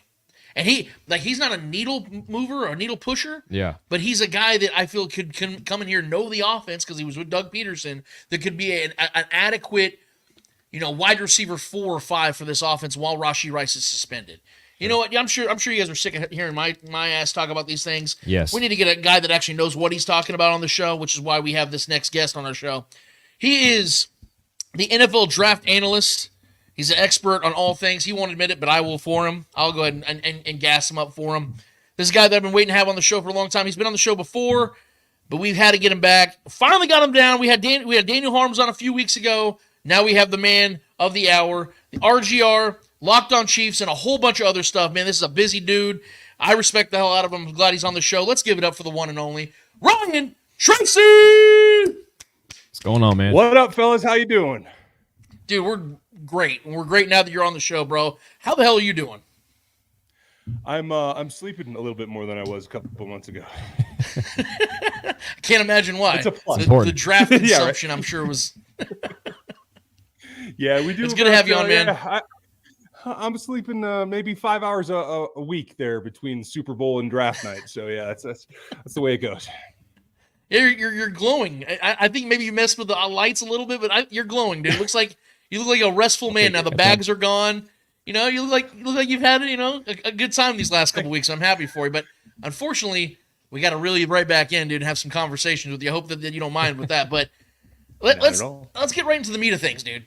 Let's talk about this draft. Trevor and I, we gave our grades for what it's worth. Not that people really give a damn about that, but we wanted to give an honest assessment of what we saw from these picks. And Ryan, I wasn't the biggest guy. I agreed with you and Daniel 100% when you guys were talking about, I think tackle is the biggest priority. I've been saying that for 2 years now. Unfortunately, last draft, no one was willing to work with the Chiefs, and it wasn't a very tackle-heavy draft. This year, a little bit different. We knew there were some big names up on the front. And so the Chiefs have this great opportunity where they trade up, stay at 32, trade back, accumulate some picks. Maybe Kingsley falls back. And that was obviously a guy we were big on. That was a guy you guys were talking about. There was a few names out there. And I was shocked, man. Not only did the Bills trade it up with the Chiefs, or let the Chiefs trade up with them at 28, but let them go and get their guy at wide receiver. And I was not expecting the Chiefs to do that. I need to start right here, man, with Xavier Worthy. You need to talk me up on him a little bit, because I know that Andy Reid and Brett Veach have a type. They like the speedster receivers. I'm a little worried right now because, long story short, I'm worried about the longevity of Rashee Rice's inevitable suspension, losing that physicality at wide receiver. You have Hollywood Brown and Xavier Worthy kind of leading the way, two small, undersized receivers. I'm a little nervous about that, man. What are your thoughts on Xavier Worthy as a draftee, and why should I not be so concerned about this offense moving forward? Well, I think you nailed it. Andy's got a type, right? I don't know if he's into redheads like I am, but that's okay. He's got a wide receiver type. At the end of the day, there's maybe no better comparison to what Andy's already done in the past. And I think this is what went by the wayside. When you make the comparison of Xavier Worthy to Devonta Smith, it's not apples to apples, because Devonta's about the same size, and yes, he's had some success, but he's not as physical in the route. It's once you defeat or you get a release, so first 2, maybe 3 steps. After that, Xavier is more strong physically through the route and to his standpoint than I think Devonta is. So there's a paradigm there. And the other guy that is more physical despite being slight is a guy that worked in the Philly offense for a lot of years, in DeSean Jackson. So it's not atypical of Andy to go for a guy that's a little bit more slight, a little bit more light, but can burn, because it's about how you play through the route, not the weight that you bring to the route. And I think that's what they're buying their evaluation on. And I was a little skeptical at first too. You know, Dan was the primary on all the specialty positions except quarterback this year. And the way that we break it up at RAPC is Dan will take some of those. I'm heavy on the defense because that's what I come from. And then we sprinkle in some guys that are experts at what they do, including our guy, EJ Holt, who does all the DBs, because if you're going to ask me about one position that I can't coach technique on, it's going to be DBs. So in hearing his evaluation of DBs playing against Worthy, what we got was, hey, he's tougher than he looks. He can fight through route combinations and battle DBs with physicality more than you think he will. Now, when he was younger, not this last season, but I thought the biggest quality that I loved about him was his ability to track over his head. And you have to have that with that kind of deep speed, and that's not always the case. So if you can get to the point that you're even, and so for Xavier, it's going to be about the first 10 yards. If he can get to where he's even, he's gone, because you can't keep up with him, and he can track over the top. So will there be technique that he has to add? Yes. Will he have to be able to use his hands much better in close contact? Absolutely. But he's got enough physical and enough like get off me attitude that I think he's going to be okay. It's going to be an adjustment. I don't expect like a rocket progression for him. I see it kind of like we did with Rashee last year, where they're going to pepper him. They're going to start giving him more reps as he learns the offense. And I think we will see him ascend as we get to the postseason. That's my personal expectation. I feel like at least 10% better now. Thank you for that so much, Ryan Tracy. That made me feel a lot better. But entertain me here for a second, because I've heard the same thing from a few other people at more at the national level, the comparisons. Obviously, you know, whenever a first-round pick comes up, they're always trying to find adequate comparisons. And we've heard the DeSean Jackson comparison. And what I said on Twitter this last week was, you know, people you've talked about, oh, you know, that's unfair. You shouldn't compare him to DeSean Jackson. DeSean was an awesome player, and it's just hard to put that kind of pressure on a player. I'm sorry. Last I checked, the Chiefs traded up 4 spots, not just drafted Xavier Worthy in the first round. They traded up 4 spots to get him in a wide receiver rich draft, maybe the richest ever. So there's adequate reason to believe that this guy should become something. And to be honest with you, DeSean Jackson being a middle second round pick in his own respect, to me, I think it's more than fair that you compare him to a DeSean Jackson. In fact, I think it's fair that you say that Xavier Worthy should become the better player. Am I wrong for saying that based on draft prowess and where he was taken as opposed to DeSean Jackson? I won't say that you're necessarily wrong. I will say that that's riskier only because the offenses are different. And honestly, the rules today in terms of DB contact, quarterback contact, they shift the paradigm a little bit. To expect him to get to that rate is going to be, I think, a little bit more difficult, but I think he can be comparable, certainly. Yeah. And I think you brought up a great point. It's not just about the player. It's about what the team is willing to give up for him. I mean, Brett Veach, I mean, don't go vacation in New York. There's hits out on you in Buffalo right now. So he can't go there. Man. And he took that risk to go get this particular player. And I think that says a lot too. When you're willing to give up capital, especially for a guy like Brett Veach, who knows that he's going to take, X first round pick that didn't work out in their first stop, and he's going to try to rehabilitate him. Like, he knows he has bites at the apple, right? So for him to take that risk, I do think that once they got past the tackle situation in the first round and the first two tiers were gone, it was no holds barred. Let's go get a guy that helps us right now. Yeah, that makes a lot of sense. Now, we have to talk about my guy, the guy that you talked up, all chiefed up talked up, all my buddies in the community talked up, that got me excited about the guy. I bought him like 2 months ago. 𝚂𝙿𝙾𝙳𝙴. The guy, finally, man, I nailed that. Finally said it right. Damn. Look at you. Just rolled off the tongue. Took me 2 Ryan. months to do that. Dude, I had to spell it out for me. Like, I had a guy, a Polynesian guy on Twitter that finally like broke it down. I finally got it right. But regardless, I think the Chiefs got this pick right. And I can't believe that he fell to 63. I really thought he was going to go anywhere from 32 to like 46, 47. I just, with the needs at tackle across the league, I thought for sure he was going to be gone. And when the Chiefs trade up for Xavier in the first round, I'm like, damn it, they're not getting him. They're not getting him. They're going to have to settle in the third round or something. Shit, this sucks. But they got him. They still got their guy. I know that Andy Reid wanted him, obviously the BYU connection, but also because of the fact, and we heard Brett Veach on 610 this week in the local radio talk about how he does believe this dude could legitimately win this job at left tackle. We know he's versatile, but in my opinion, and in the opinion of Mitchell Schwartz and other former offensive linemen, when you're talking about left tackle, you want to have a guy that is a bona fide left tackle. You don't want to have a guy that's, kind of everywhere. He has skills at other positions, but you want to have a guy that is just born to play left tackle. I think that's what Kingsley is, man. And maybe I just don't see it the way other people do, but I've heard so many great things about his athleticism and all the things that he might struggle with are things that I believe Andy Heck and Andy Reid can coach out of him. And I believe that this could be a day one starter. I know that sounds nuts right now, but we saw just a couple years ago, Creed Humphrey and Trey Smith come into camp, and everyone's saying, oh, it's probably going to take them a year. Austin Ryder's going to win that job. Nick Allegretti might win that job. And those dudes took those jobs day freaking one. I'm just saying, man, based upon, I know people like Wanya Morris. I'm not as big on him at left tackle. I think he belongs more on the right side of the offensive line, maybe at guard, right tackle in the future. But I think that Kingsley is built for this. I think he's that guy, and I think he can win this job. What say you, Ryan? I think that's certainly within the realm of possibility. You're on it. And I will say this too. We got to remember Kingsley did transfer. Like, he's been through a couple of coaching situations. He obviously has the pedigree with his family. And I think that all goes to say that bottom line is he's got more resources than the average tackle walking into the league in terms of advice from Panay or whoever else he needs to go to.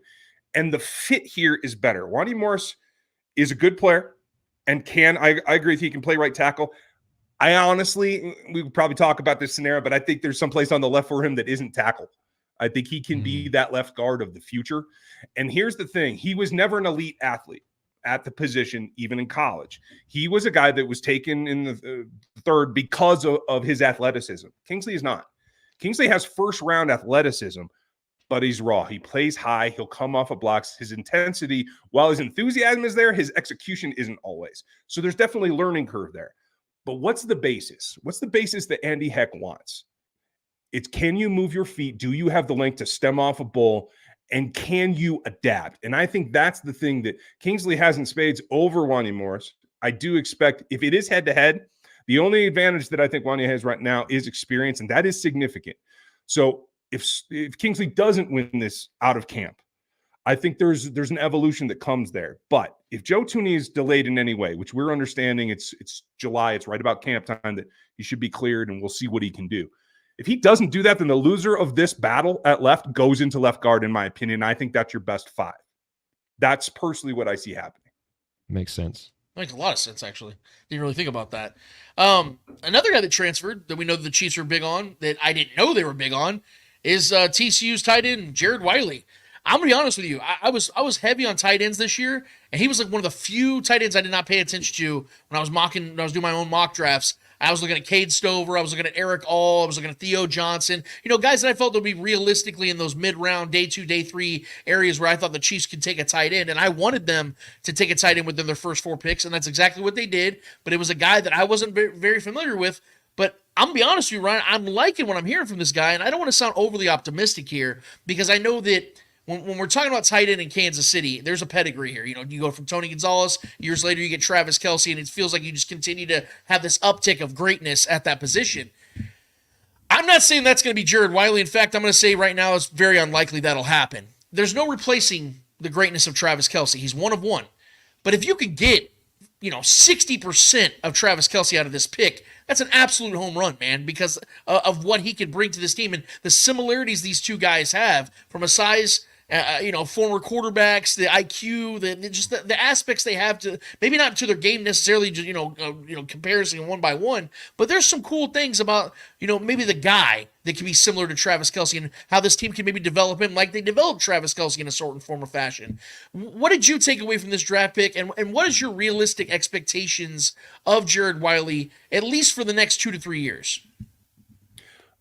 First, number one takeaway is I'm glad they're paying attention. There are times where some front offices in the past have understood what they have in a Hall of Famer like Travis, where they don't read the writing on the wall. And I think they paid the proper amount of heed to the fact that he had one hyperextension on a single play in a walkthrough the week before the season started, and that affected him the whole year. Can he still be elite? Yes, but he is not as durable as he has been in the past. So you have to have a backup plan. And I was concerned they were going to wait till the 6th, the 7th, and just takes whoever's left and not give it the credence that it deserves. So I was glad to see that. Wiley, and I should have said this about Kingsley as well, I see them both in the same situation. They have the tools to be good in this offense. The question is, how do they progress? How willing are they able to learn? And how can they adapt to their circumstance?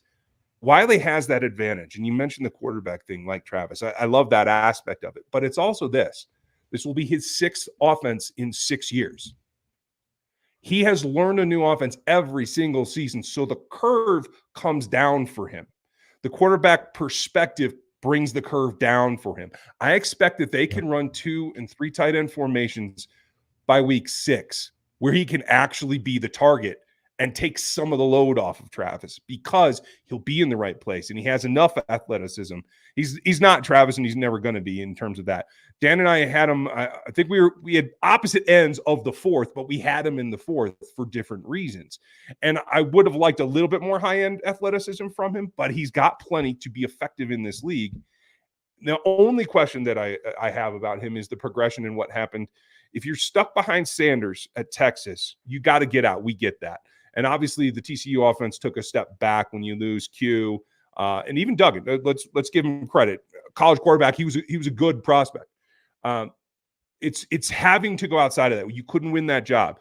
A little bit slower in terms of the overall athleticism. So it's not going to be, like you said, a Travis replacement, but it's a great compliment.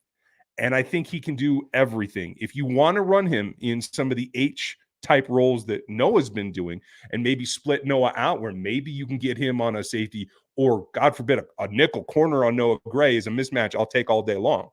If you can do any of that, he's kind of the tweener between the two roles the Chiefs have been using effectively the last 3 seasons. And I love that because now it's way less predictable. So I want to see 12 personnel. I want to see 13 personnel. Hell yeah. You and me both. You and me freaking both, man. Moving down this draft order, I'm gonna be honest with you, man. I didn't have the Chiefs taking a defensive back in this draft. I thought based upon just the needs that they have, and I feel that they've been throwing so many resources at defensive back over the last 3 years. I thought maybe they just take a break from that and worry about, at the end of the draft, adding an edge to, to give FAU a little cushion, some competition at camp, go and get another wide receiver, just take another stab at that position, add competition to some of these thinner positions. They didn't do that. In fact, they went and got Jaden Hicks, a guy that I didn't think was still on the board when they drafted him. It was in the 4th round, and from everything I saw, he was at worst a top 3 safety in this draft class. Am I crazy to think that the Chiefs may have gotten themselves maybe the steal of the draft in Jaden Hicks? It could absolutely work out that way. But there are several guys on day 3 of the Chiefs draft that could work out that way. So I won't say he's necessarily the go-to. But we agreed with you. We had him in the second round. Dane Brugler had him at a first-round pick and his number 1 safety. Now, it's role dependent. So I place higher priority on free safeties, guys that can get sideline to sideline and take away your deep threat by themselves because they're harder to find. So when you get some of that, like I was higher on 𝙿𝙾, and I had him as a safety because of that aspect, because of the wheels. So Hicks was a little bit lower down, but he brings everything that they don't have right now. And that is, you're trying to have Justin Reed muscle up on tight ends. You're trying to have him in the box a little bit more. You're trying to move Brian. Brian Cook was a box safety down near the line of scrimmage at Cincinnati. They're trying to move him backward because he does have the wheels, right? So now you get a guy that's really comfortable, not just as a third dime box safety type, but they're training, they're giving him looks at free, right? They're grooming him for the Dan Sorensen role. A guy that should be a nickel linebacker, but they're going to be comfortable enough to put him in space, at least as a split safety high, maybe not single, but somebody that the next version come along and play with Brian Cook and play with Shamari Connor, and so that you always have 3 safeties that you feel you can put on the field and move them wherever you need them to and maintain your game plan for Steve Spagnuolo and blitz the hell out of everybody. And that's really what I think it comes down to. It's beautifully put, man. I don't want to jump over Hunter Nourzad or CJ Hansen, which, by the way, I think it's awesome that the last 2 players that have been drafted in the NFL at Holy Cross were by the Chiefs between 35 years of themselves. I think that's really cool. I think Hunter Nourzad could legitimately be a Nick Allegretti replacement. In fact, we've heard a lot of people state that he could be that legitimate guy. And we're being honest, man, Nick Allegretti himself was a 7th-round pick. So we've seen Veach do this later in the draft, and no other position better than a cornerback, if we're being honest. And I was a little shocked, though, because like I told you, I didn't have the Chiefs taking a defensive back in this draft at all. They ended up taking 2, and the second one they took was 𝚂𝙿𝙾𝙺𝙾. Now, we know this dude's a baller. He's not, he's got shorter arms for the length and frame that he has. He's not a ball hawk necessarily, but he's been incredible at shutting guys down for the majority of his career. And if it wasn't for that shoulder injury, he probably would have been drafted a lot higher. That's at least what a lot of people were talking about. But I'll be honest with you here, man. I wasn't as stoked about this pick. Not because I don't think the guy's going to be a hit. I do think he's going to make the team at this time. I do believe he's going to be a good depth guy. He might even be a real hit. Because, like I said, we've seen Veach do this time and time again in those day 3 picks at defensive back. But that's kind of my point, though, is that I felt that there was, and I know people think it's nuts for me to say this, position of need when it's this deep in the draft, but because Veach is so good at drafting deep in the draft, I kind of give him that credence where I'm like, he can go and get guys of need deep in the draft. And he didn't do that this time. I felt that even though you lose L'Jarius Sneed, I don't really feel like defensive back is a hurt for this team right now. I feel like Trent McDuffie's taking that next step. Jalen Watson, Josh Williams have solidified themselves as guys. I mean, these guys haven't even lost a playoff game yet. They're back-to-back champs, and these dudes they've got that it factor about them. And I think that they got good safety play. Like you mentioned about Brian Cook and how much of a baller he is. Justin Reed on his final year of his deal. Like I feel like they're solidified at this position. I kind of feel like they're just adding more juice to an already jacked, a prize fighter. I feel like they already have so much depth at that position. They could use that pick somewhere else. Am I wrong for saying that? And do you feel the same way that 𝚂𝙿𝙾𝙺𝙾 is probably still going to be a hit regardless of how I feel about it? I think he has a very good chance. They've got a couple of big hurdles with Haddon, but where I would disagree with you is that, and I think the team would disagree with you, and I think that's what this signals, is I don't think Jalen Watson or Joshua Williams are solid at all. Oh, I don't think they're convinced they can be 20-game starters on the outside by themselves. I think what we have now, because of how good McDuffie's played, and because they're part of that group, we're kind of funneling them along. I think when you break down the film, and for Dave Merritt and Steve Spagnuolo, and maybe for Brett Veach as well, I think the gap between what you had from L'Jarius and what you get from either Joshua or Jalen is much bigger than we on the outside think. I think there may be 75 or 80% right now of what you got from L'Jarius. Now, L'Jarius should have been a Pro Bowler, so that is saying a lot. But it's not 90%. They're not that close. And I think that's what this proves, It's another guy that doesn't have top end speed. Both of those guys are not super burners. Joshua's obviously faster, but neither of them are like the 4.35 guy that L'Jarius was.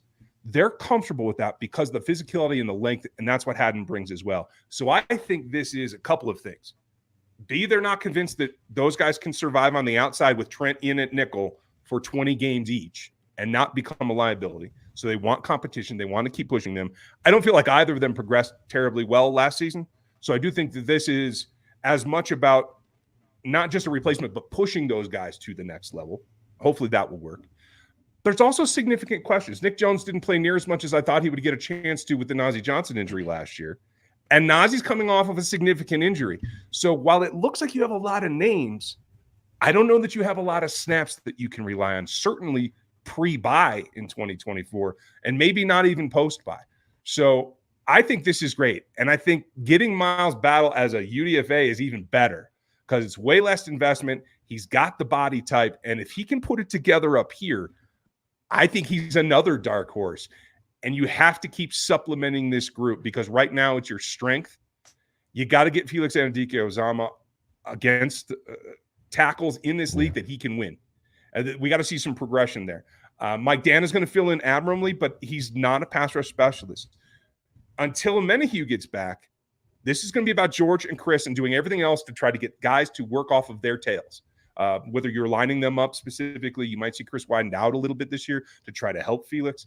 But until you get the pass rush built up, you're relying on the secondary to be as good as it can be to keep you in games right now. And I think that's probably what this is all about, is supplementing the whole defensive front with the back end and just keep adding strength to strength. Well, you mentioned UDFAs. There were two guys that I really liked that Brett Veach picked up, and I feel like he always finds those clearance rack guys that no one really pays attention to or you didn't think would fall out of the draft, and he ends up bringing them in and ends up becoming at least a decent player. I like two guys, and you can shoot me down if I'm wrong on these. I'd like to get your thoughts on them regardless. I really like linebacker Curtis Jacobs. I know he has some of his own issues. I believe he struggles in the run game a little bit, but I like the way he plays within a scheme, and I think that he's a good pickup. I can't believe he fell out of the draft, quite frankly. I thought he was going to get drafted. I think he had a 4th or 5th round grade on him. So I like that pickup, but I also like the Fabian Lovett, or LeVay, how you say his last name, senior, out of Florida State. I think he's a big, physical, gifted guy. Some people had him as the 2nd or 3rd defensive tackle in the draft, and he fell out of the draft. So I'm kind of shocked these guys are where they were. I like the fact the Chiefs picked them up, just maybe get as training competition at best, at worst. But I think that maybe these guys might have a little something to them, man. Do you agree, or are you like, no, there's a reason these guys are UDFAs? No, I do think that they both have a shot at the 53. I think they're both more likely top end practice squad players to get elevated from time to time, at least as rookies. A lot of people make a ton about Jacobs' athleticism, and it is good. It's not elite. It's not better than Cam Jones, and I think that's where people are getting a little bit carried away. Cam Jones is the 4th linebacker on this team, and it's very, very clear to me that that's the case, or Cole Christensen would still be here. But It does show you that Jacobs is more willing, and he is adaptable, and he is athletic enough to take Christensen's spot. That's what that says to me. So the question becomes, where I didn't like Jacobs' film is when he gets outside the tackle box. He's not strong inside the box, but he knows where he's going. And instinctually, I think he's fine. I think he reads and diagnoses pretty well. It's when he's asked to do things in space that aren't natural, in my opinion, that you lose the effectiveness. Where I think everybody else, including Leo Chanel, who's not a backwards playing player, even to this day, he can get it done, but it's not pretty. I think they all still have an advantage over him in terms of being able to play backward into space. And I have to have that at the linebacker level so I don't have to see George Gerloff just drop, okay? That's what I'm trying to avoid here. So I got to have linebackers that can do it. So I do think he has a shot at the roster. I think Jack Cochran's probably still in front of him right now, and I do think Cam Jones is squarely the 4. I just don't know if they can take 6 to the 53 at this point. I think it might just be 5, and he'll be on the practice squad ready to come up in an event that they need him. That's fair enough. Go ahead. I'm going to stick with Lovett. Kudos to John, the fullback that didn't make it in Kansas City, that I had my fingers crossed the whole time. I love me a fullback. But I had a buddy that was at the Florida State Pro Day, and he put it to me like this. He's like, they know there's remnants of the staff from when Derek Nottie was at Florida State. They know some of the things that they still coach. there's a connection there for Cullen. And Cullen spent a lot of time with Lovett at that pro day, running him down. Then they had him in. When Cullen's there, and he made more rounds this season in the pro day circuit than normal, you know they were looking for a specific guy because they brought everybody back, right? So there's traits. And I think getting him as a UDFA, I had him as a 6th round pick. You could have spent that draft pick and I'd be perfectly fine with it. Same thing with Jacobs. You 6th, 7th, no problem. But getting him because he had the longest arms in this defensive tackle class. He can stand off guards and he doesn't care. They don't bother him. I mean, guys that should be moving him are not able to, and it's because of the leverage and the length that he able to play underneath it. I think that's exactly what Cullen's looking for. And if you don't get the play out of Turk that you're hoping for, who I did think kind of got back closer to normal in the postseason last year, you got to have somebody underneath. We forget that Isaiah Buggs is still on this roster. He's another guy that they could be sitting right there like Buggs was last year as a practice squad guy that's elevatable when needed. And he could be. What happens is that Lovett is delayed a season until they work out what their next round of free agency is going to be. A couple more questions here for you, and we'll get you out of here. And Brian, thank you so much for your time, man. We really do appreciate you hanging out with us on a Saturday, man. We know that this is a cutthroat business, and we know that when you're a dynasty, and that's what the Chiefs now are, you're going to have to, make some sacrifices and make unpopular decisions by, cutting, moving on guys, trading guys, whatever the case is. We know that this is not the old days of being a Chiefs fan where, you stuck with these guys because they're fan favorites and it kept people in the seats. You got to make Super Bowl decisions. And we know that there's some big decisions on the horizon for the Chiefs. We know that Creed Humphrey's going to be up for a contract. Trey Smith. We know that Joe Thuney's got that big cap hit coming up, and we know that we love him, but he's getting older. And we also know that Nick Bolton on the other side of the ball is going to be wanting to get paid too. And the fact that the Chiefs did take a linebacker was pretty interesting in this draft, although I'm not the biggest on paying a middle linebacker big money in this league. I feel that the Chiefs won a Super Bowl in 2019 with some pretty mediocre middle linebacker play. I think they can continue to do that, even though I love Nick Bolton.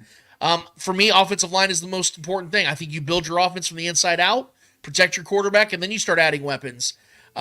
But there are uncertainties. There could be 3 uncertainties on this offensive line, 4 uncertainties if you include Juwan Taylor. That's why I love the fact that the Chiefs drafted 3 offensive linemen this year, and I think they'll continue to do that as well.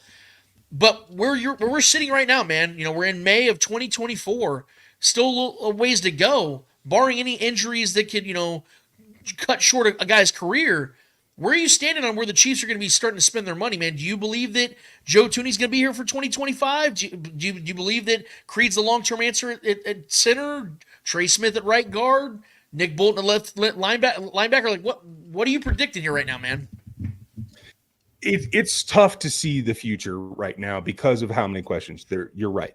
But look, projecting to the cap next year and the expected raise and what you think you're going to have space-wise, I think you can keep 3 of the 4 in Creed, Trey, Thuney, and Nick. 3 of the 4. That's it. I don't think you can keep them all. The question becomes, does Joe recover from this pec fully? Is he back to normal? And if so, I think there's a restructure in the future that will let the other 3 get done. I think Joe Thuney's here for the historical purposes. I don't think he's necessarily to the point where Jason Kelce was, where he's just pushing beyond what maybe his best game is. I think he's here to get the rings and he would be the only guy that was part and parcel part of the New England Patriots dynasty and the Chiefs dynasty. That is historic. And I think that's worth chasing myself. And so I'd take a pay cut to keep my guys together and keep my 5 on the line. That's what I'd do. And I suspect it's close to that. If that gets done, the question becomes, you can get Creed and Nick done for probably very close to what you'd have to pay Trey. Because unfortunately, right now, the guard market is just astronomical. And so then it becomes, again, commitment. Treating Trey and Creed are fun. Like the whole wrestling thing, I'm not a wrestling fan. But seeing them do the bits together, it's almost like they're a pair, right? So It's difficult to see them splitting up. It will come down to economics, and I do think those guys might make sacrifice to stay together as well. It's rare to see hometown discounts, but I think it's more likely at the line positions than it is at the skill positions. So we'll see what happens there. Nick's the conundrum for me. He's outplayed what my high end for him was coming out of the draft. So kudos to him. He's a better player than I projected he could be if everything went well. But the market is what the market is. And if teams keep giving linebacker play that is good, solid, maybe even, Pro Bowl level, what is elite or DB money, it starts to change the math dramatically.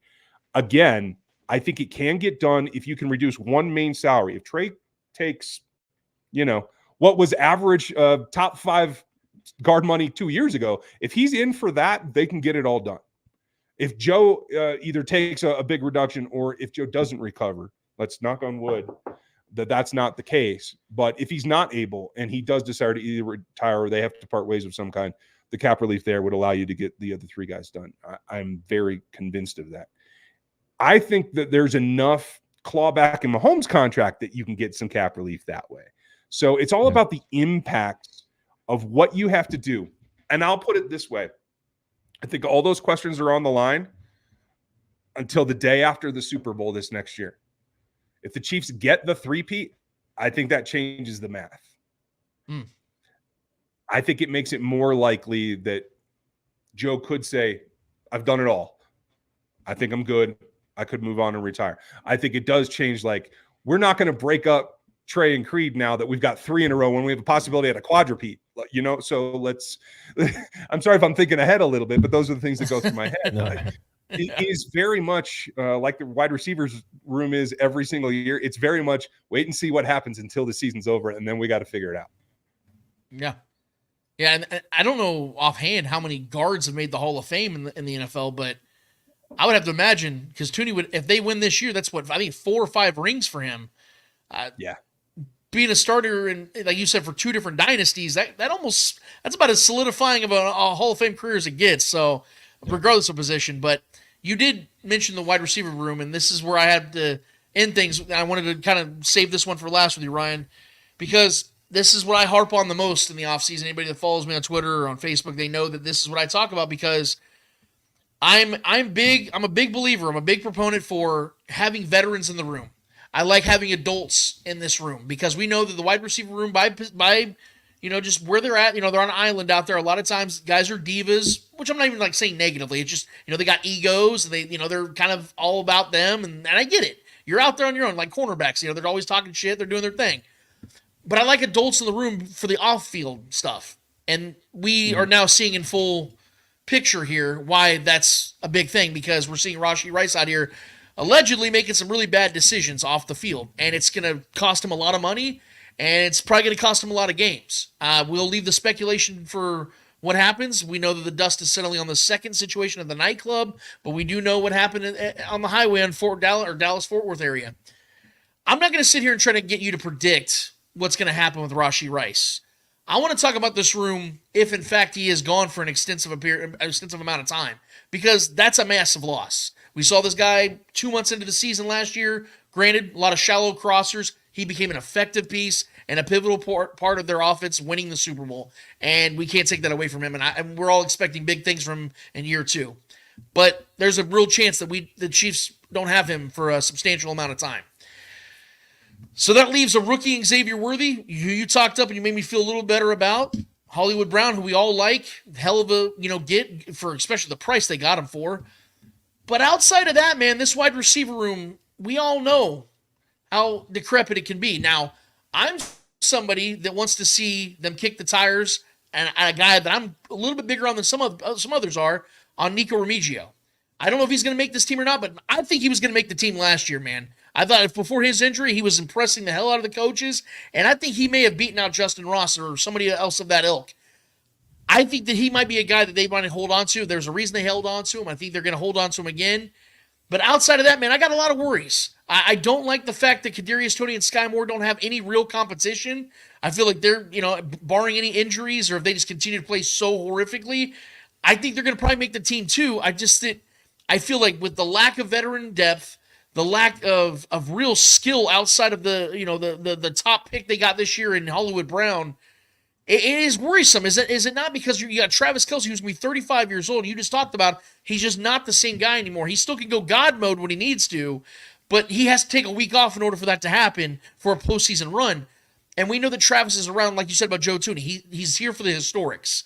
You don't want to see them have to, throw the ball 15 times a game to Travis Kelce. You want him to ease into the season and get into the postseason. So in a well-rounded way, and making this the longest question imaginable, what are your thoughts right now on this wide receiver room? And are you concerned about it, or are you a little bit more on the optimistic side? I am concerned about it. And I'll put it this way. I think you have, at this point for the administration, for not just Andy Reid, but for Brett Veach, we know that there's not a ton of I'm not trying to run down anybody on the Chiefs coaching staff. They do a great job at bringing in talent that they feel they can develop. Wide receiver room in particular has this coaching that I still think has to develop. So I don't know there's a command there to pull Rashee Rice in on the off-field stuff. So anybody who's a Pat Green fan, there's one of my favorite songs of his is I'm going to flip it on its head. For Rashee Rice, he needs to be northbound 35 right now and get out of Dallas. That's where I'm coming from. Beyond that, you're absolutely right. Hollywood Brown's been a career number 2. Let's be real. He's not going to just take over number 1 and all of a sudden become all the expert. 500 yards last year. Yes, there are issues in Arizona. I get that. But I think, as I said earlier, expecting Xavier Worthy to jump in and be a guy that is now like an elite number 2 or pushing number 1 early in the season, that's just not the way it works in this offense. So I can't see that either. And as you said, I generally agree with you. You need some veteran leadership in the wide receiver room. The problem is you have to have the right quality of veteran. They tried it with MVS, and that guy won't let any responsibility stick to him. And I think we saw that last season. So he's not a leader in the room. He isn't an example that you want. I think Justin Watson is a stand-up dude, and I think he will take responsibility when he had drops last season. I think he was very honest about it. But he's not elite enough a player to command guys that are more elite than him already. So you're in that kind of dead zone where everybody's good. Nobody's really stepping out. Nobody can command the room right now. And there's no one out there in free agency. I like the idea of Zay Jones. Again, for the underneath, the possession movement, the take this and turn it up, see what you can get. I think Rashee Rice is right now a poor man's replacement for Sammy Watkins. Sammy couldn't necessarily have commanded this room either. And I hear a lot of talk back and forth about who they could get, whatever. Unless you're willing to give up trade capital, there's not much out there. Michael Thomas is built in a way that he could play that role. I think that's perfectly fine. He's no leader either. So you don't have that. You're going to have a gap in leadership in the wide receiver room. There's no way around it. Can Xavier and Hollywood get together and I think maybe form a duo like you saw McDuffie attach himself with L'Jarius and they got better together? I would like to see that because for me, the key to this offense without Rashee Rice in it, however long that is stacking Hollywood and Xavier together 10, 15, maybe a few more times per game, because the two of them together with their speed can tax deep safeties, even if they're playing 4 high quarters, to the point that you can get the rest of the offense going. But they have to be able to attack with those guys. It's less of a learning curve for Xavier, which I think is unfortunate for him. But without Rashee on the field, that's probably what it's going to have to come down to. Couldn't have said it better myself. And it makes me feel better to know that Ryan Tracy feels the same way I do. Because if he was like, Lance, shut the hell up, bro. This offense, this wide receiver room is going to be fine. You're tripping. I would probably cave into myself right now. But you know what? I know this team can overcome it. They've done it last year. But my problem, Ryan, is why make it so difficult on Patrick Mahomes? Why make it so difficult on Travis Kelce? Why cause so much demand on them so early and often to where everything has to go right in order for you to scrape and claw into the postseason and then win the way they do and then find a way to win that Super Bowl? Like, it was, I mean, Ryan, you don't have to confirm this, but last season wasn't fun. It wasn't a fun season. I know that having fun isn't the ultimate idea, but from a fan's perspective, it was stressful as hell watching the Chiefs lose games they shouldn't lose and win games they shouldn't win because they squeaked it out. Like, it was such a tough season. Why would we want that again? And just from Brett Veach's perspective, man, I think he's trying to save face with Kadarius Toney and Sky Moore because I think those guys are absolute whiffs. I don't know. Maybe I'll be wrong. I don't think I'm going to be. I just feel that it's so thin at this wide receiver room with a wide receiver rich draft class. You could have taken multiple stabs at it. Hopefully Xavier Worthy turns into the dude that they believe he's going to be. But you're right, man. Even if he does, it's going to take some time, and the Chiefs don't really have that time to afford because they don't have a lot of guys to rely on in that room. Nevertheless, Ryan, this has been an absolute blast, dude, and I really do appreciate it again. I mean it when I say it. You take the time. It's been hard to get you on because I know you have a demanding schedule, but you need to go get that sleep, man. And I'm never gonna push another man for him trying to get his sleep. I appreciate you taking the time, dude. And if you could, before you get out of here, let the people know where they can find all of your work. I know everybody knows who you are and what you do, but just for the sake of doing it, can you just go ahead and throw that out there and let the people know where they can find you, man? Yeah, absolutely. And thank you for having me. And I appreciate rescheduling a couple times because of everything. I'm daily on Locked On Chiefs. You can find me there. I will be probably subbing around on a couple other places on Locked On the networks. You can find us over there as well. You'll hear draft talk from me on 25 here coming up pretty soon. RGR is nearly every day. You can find us here on YouTube on RGR. It's also a podcast as well. Dan is my right-hand guy over there, and so we just keep it rolling with Gary and our crew. And then I'm somebody that's always looked at the whole league, right? So rather than more video content, we've gone to a Substack for the league-wide stuff. So me and my staff at NFL33.com, that'll get you to the Substack. That's like the league at a whole. And we have other voices that are not Chief-centric over there, which is sometimes a good sounding board for what we're going through inside of the kingdom, right? So that's viable as well. And then Rogue Analytics and Performance Consulting, that's where the Athletic Matrix is and the draft guide and where all my consulting gets done. You can find us anywhere of those places. And you just hit Ryan Tracy NFL on Twitter. I'm going to throw it all there anyway. Hell yeah. Guys, follow him at all of those places because it's all worth your time. I promise you, the man's got great content. I follow his stuff. I always appreciate you. I love the Daniel Harms acquisition. I thought that was seamless. He belonged with you. You belonged with him. It was like you talked about with Trent McDuffie and L'Jarius Sneed working together. That's you two, man. I love that acquisition for you guys, and I appreciate you guys and what you guys do. You guys absolutely uptick. You guys bring the uptick of the content of the Chiefs community. And like you said, you don't limit yourself to that. You talk all the way across the board of the league. It's a great league to talk about. So go, guys, hit up his Substack. I'm going to be doing that today. I didn't even know you had that. Now I do, and I'm going to follow that up, brother. But Ryan, thank you so much, brother. Good luck on your sleep. And let's have another great NFL season, brother. Yeah, thanks for having me. And I'll be awake by camp. Don't worry about it. He's going to go into hibernation. Ryan Tracy, we appreciate you, brother. You have yourself a great weekend. Appreciate you, man. You too. He needs to sleep, dude, because like I said, it was almost on a daily basis. I saw him and Daniel. They're posting videos, and it isn't like for those that don't do shows like what we do here. I'm not trying to compare ourselves to RGR and Locked On, but yeah, they do a little bit more content as it's far as well weekly, in depth. weekly, yeah. But I will promise you guys, even just from our like way down on the totem pole for like our show, all week long I'm working on the show.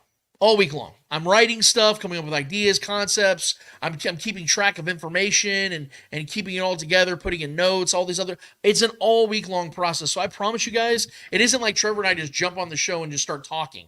You got to be prepared. And so what they do is at another magnitude, like the RGR Matrix, the Rogue Matrix stuff they do, that is so well in depth. It isn't a bunch of numbers and scientific stuff that you're never going to understand. They do break it down, and it's awesome stuff. So please go follow that guy. Shout out to Ryan Tracy. I cannot thank him enough for bringing the facts today. I love his matter of fact way about things, man. He just gives you what it isn't hot takes, it's legitimate information, and that's why we have him on the show. That's why we have Daniel Harms on the show.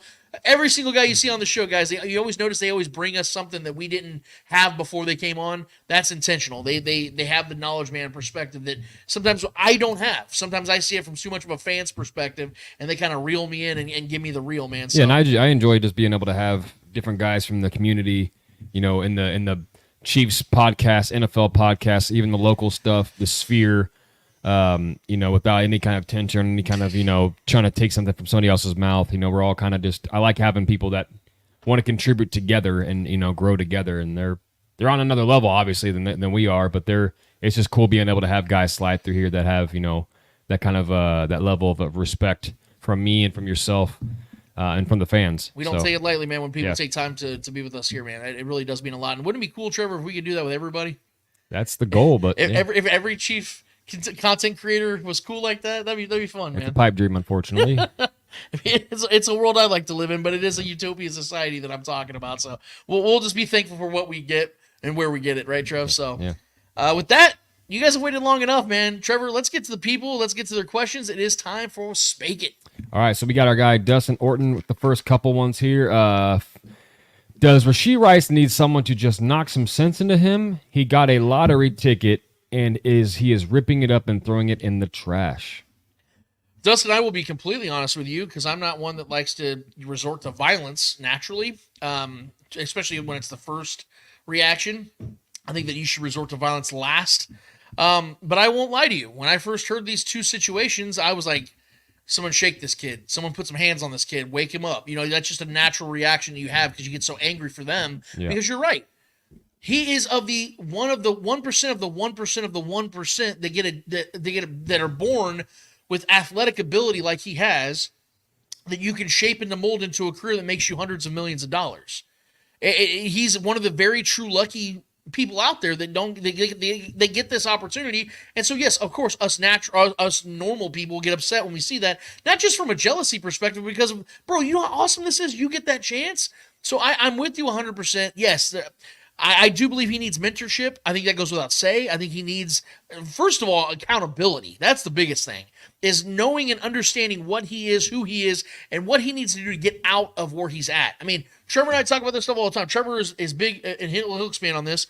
Trevor's big on the stoicism stuff and how that teaches and trains Trevor's mind and emotions in a moment of whatever it is going on that can be stressful, things like that. You always have a certain level of clarity to make the best decision in those moments. That's clearly what Rashee Rice needs. He needs to definitely have a moment of clarity in some of these moments where he's around the wrong crowd or he's out way too late. He needs to have a moment of clarity. Go, you know what? I need to go home. You just slow down literally and figuratively. I mean, he has a playbook in the car with him when he has the accident. How about you just go home and get in that playbook if we're going to be real here? I'm not sitting here and acting like shut up and dribble, but if it comes between you getting in trouble and you staying on the field and making tons of money, maybe that playbook should be where you visit more often as opposed to going out and doing stupid shit like this. So, yes, I want to see him own things up first on his side and then having that mentorship around him. Those two things have to work together, but I think it all, because you can have mentorship all you want. If you're not taking accountability for yourself and changing the way you do things, mentorship doesn't mean anything, honestly, guys. It comes down to whether you're willing to take it or not. So that's where I stand on. Trevor, where are you at? Well, and at the same time, to bring back the Stoic stuff, a massive part of Stoicism and just life philosophy in general is radical acceptance of reality. And a lot of times, a lot of us can sit on our high horse, but a lot of us like to forget that we've learned a lot of things in life the hard way too. Yeah. And this is, granted, this could have been a much worse situation for Rashee, but sometimes in life, things have to be learned the hard way. You can't live life for other people. He's going to make his mistakes. We've all made our mistakes, some with more of a degree than others. But sometimes accepting the reality of life is knowing that some people just have to learn certain things the hard way, and they cannot learn these things about life without learning it the hard way sometimes. And that's anybody who's a parent, anybody who's reflected on their life as a child to a parent that try to impart that into them at a young age.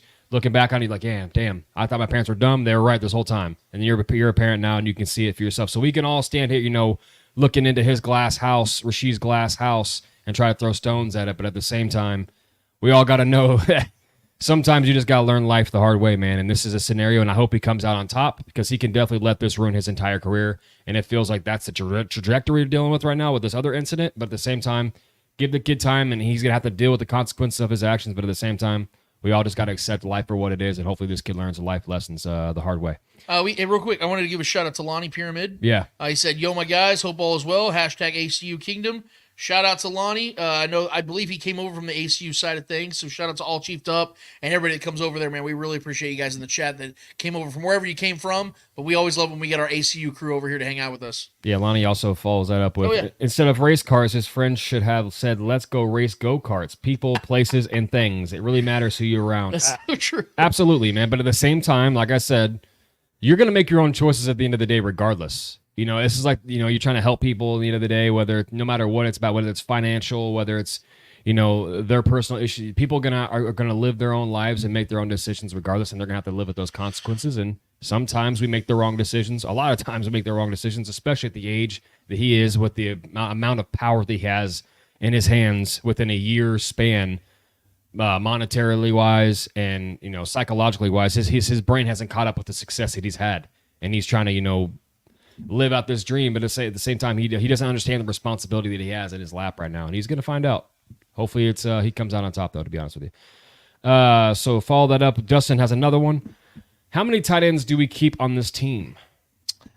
My initial thought is 3. I don't think the Chiefs are going to keep 6 receivers though, or keep 7 receivers.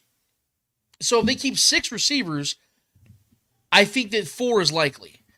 It's going to really depend on whether Irv Smith makes the team or not, because I'm not sure. I'm really not sure. I've talked to a buddy of mine who's a diehard Bengals fan, and I took his word for it. He's like, guys, he's a terrible football player. Maybe it was the situation. I don't know. I haven't paid enough attention to Irv Smith to really know and have a true opinion on the guy. I know that the Chiefs got him on a next to nothing deal. He's 25 years old, been very lowly productive, not the best pass blocker, quarterback protector type of tight end. I'm not really sure what to expect of him. I do know what to expect, obviously, of Travis Kelce and Noah Gray, and I know that Jared Wiley is a highly touted, as we just talked to our guy Ryan Tracy regarding Jared Wiley. He looks like a guy that's going to very comfortably make this team. So there's 3 right there.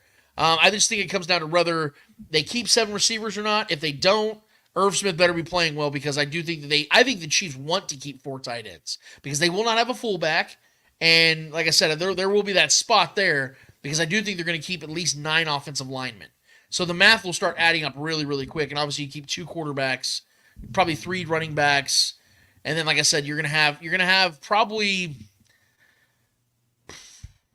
30 offensive players, I want to say. I don't know. It's tough to gauge at this time, but I'm going to say right now, yeah, I'll probably go with 4 tight ends. I think 4 tight ends sounds right to me. I think Irv Smith will round out the room. Julia Gulia will drive. Shout out Julia Gulia for showing up. Will drive, stalling penalties, and red zone play calling still be a problem?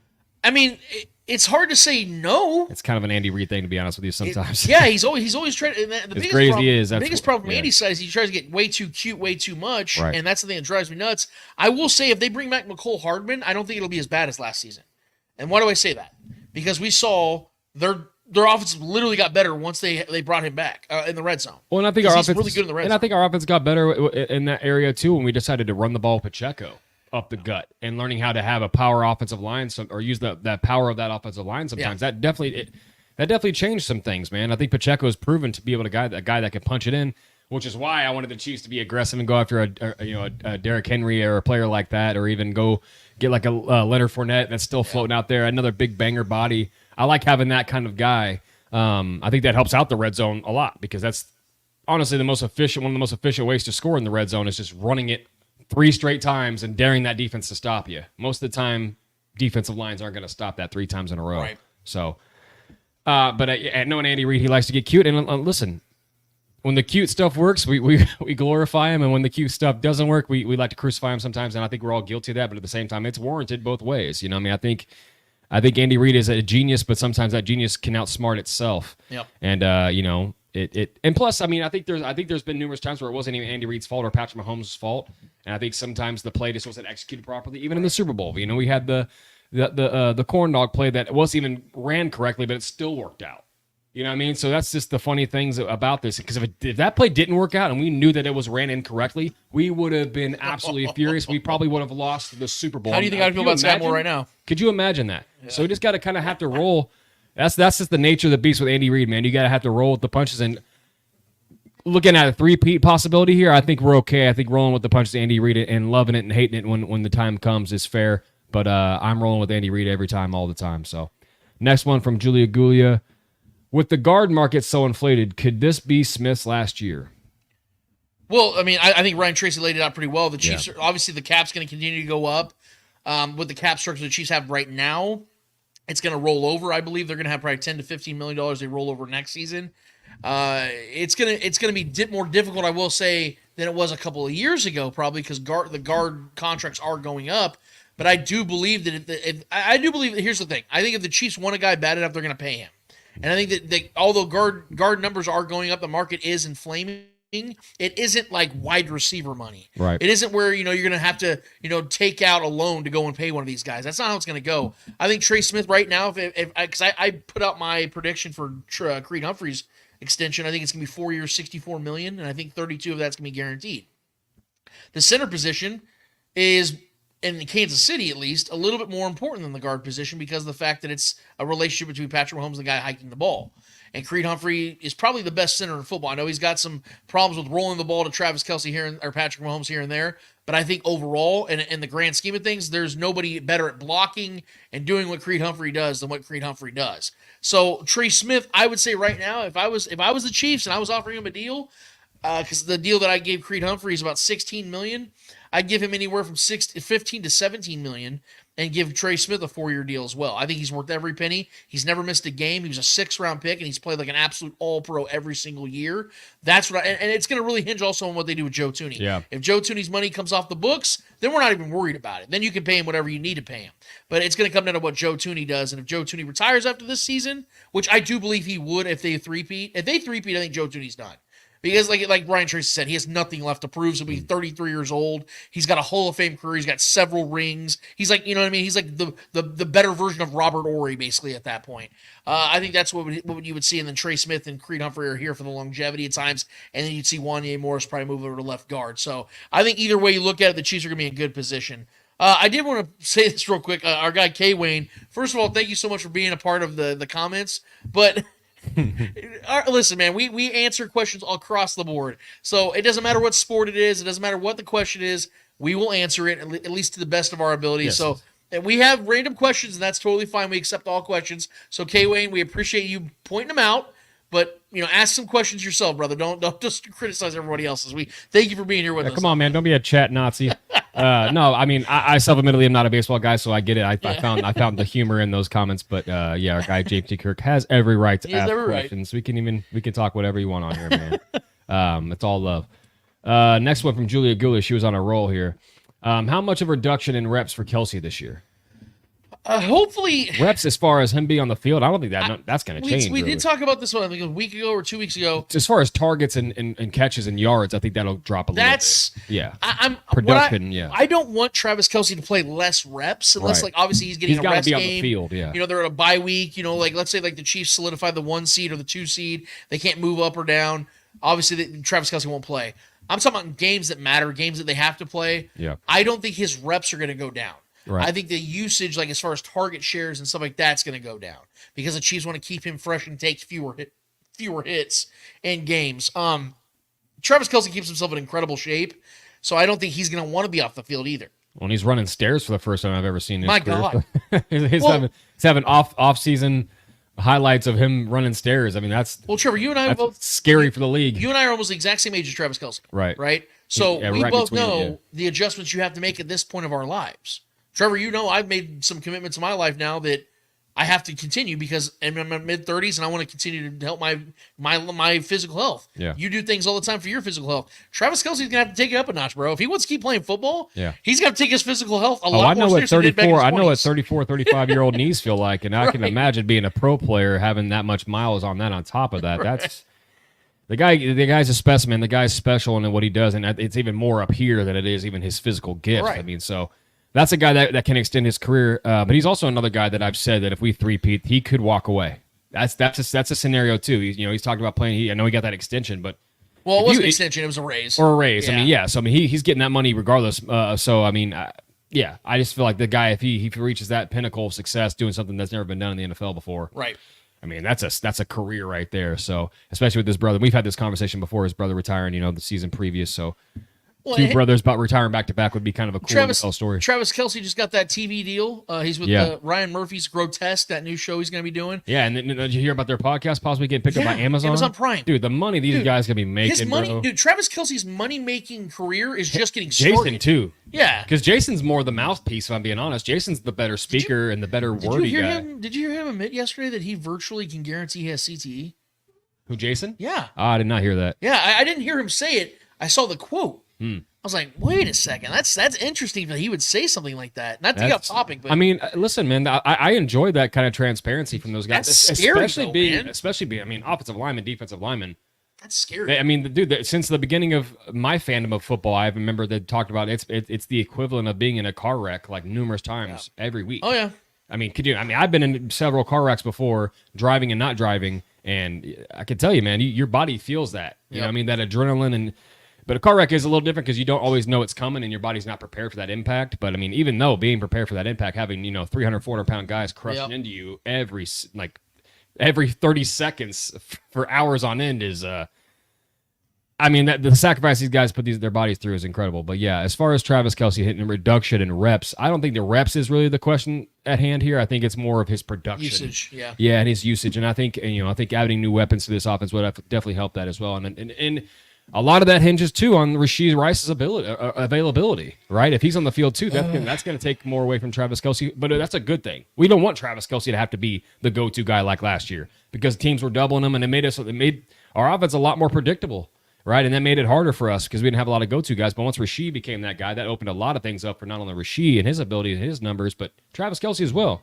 Our offense came alive after that. So hopefully his production is a little lower because that's kind of ideal. That's what we want in his latter years, if we're being real. Next one and last one from Julia Gulia. Blitz pickup was an important aspect of McKinnon's game. If he doesn't resign, who do you expect to step up? That's a good question. That's a great question because they have literally nobody that can pick that up. Clyde's biggest weakness, honestly, has been that. And Pacheco, I don't want to a lot better at it. But I don't want his body being put through more turmoil than it's already been put through. And he already takes enough hits at running the ball. So to be honest with you, Julia, I have no freaking clue. I don't think they have that guy right now, and I don't think Jerick McKinnon's under retire or not. He didn't retire, but I don't think the Chiefs are bringing him back. He'll be 32 years old. He's undersized. Just came back from a major surgery. His number one jersey. I know this sounds goofy, but his number one jersey is gone. Xavier Worthy took it. I don't think they have that guy. So maybe it's a Deneric Prince. UDFA's. I know that Miles kid might be the guy, but that is a legitimate concern. I tweeted out my depth chart, Trevor, for the deepest positions on the team. My last place team is running back. Yeah. It's very concerning. If Isaiah Pacheco goes down with an injury this year, the Chiefs have the worst running back room in the league. Yeah. I mean, like I said, I know it's a name, but bringing in a veteran like a Leonard Fournette, I don't think is a bad idea. Is he still out there? I think he's still out. I don't know who. I mean, Chad could correct me if I'm wrong, but I think Leonard Fournette's still floating out there somewhere. And I would love to bring a guy like that in, man, just for pass pro reasons and goal line reasons. That he's not old. I think he's like 29 years old, 30 years old, maybe. Yeah. You know what I mean? Bringing a guy in that can do it. He's a good pass pro, big body. A guy, I don't know. I like the idea of that, but he could be rostered somewhere at this point. I haven't heard much. There is one more question I did want to get to. It's Shaggy Shane's. Yeah, I got all of them highlighted, so I'm going to get to Shaggy's if you want. Oh, they said it was the last one. No, that was the last one from Julie. Oh, my bad. Yeah. Yeah, we got an order here. Yeah. Chiefs B. Would you trade a late pick to bring Juju back? No. I wouldn't. As much as I know I sound like a hypocrite here because I always sing praises of Juju, but I always sing it in the context of what he meant to that team in 2022. I didn't mean that Juju would be the guy for the next 3 or 4 years.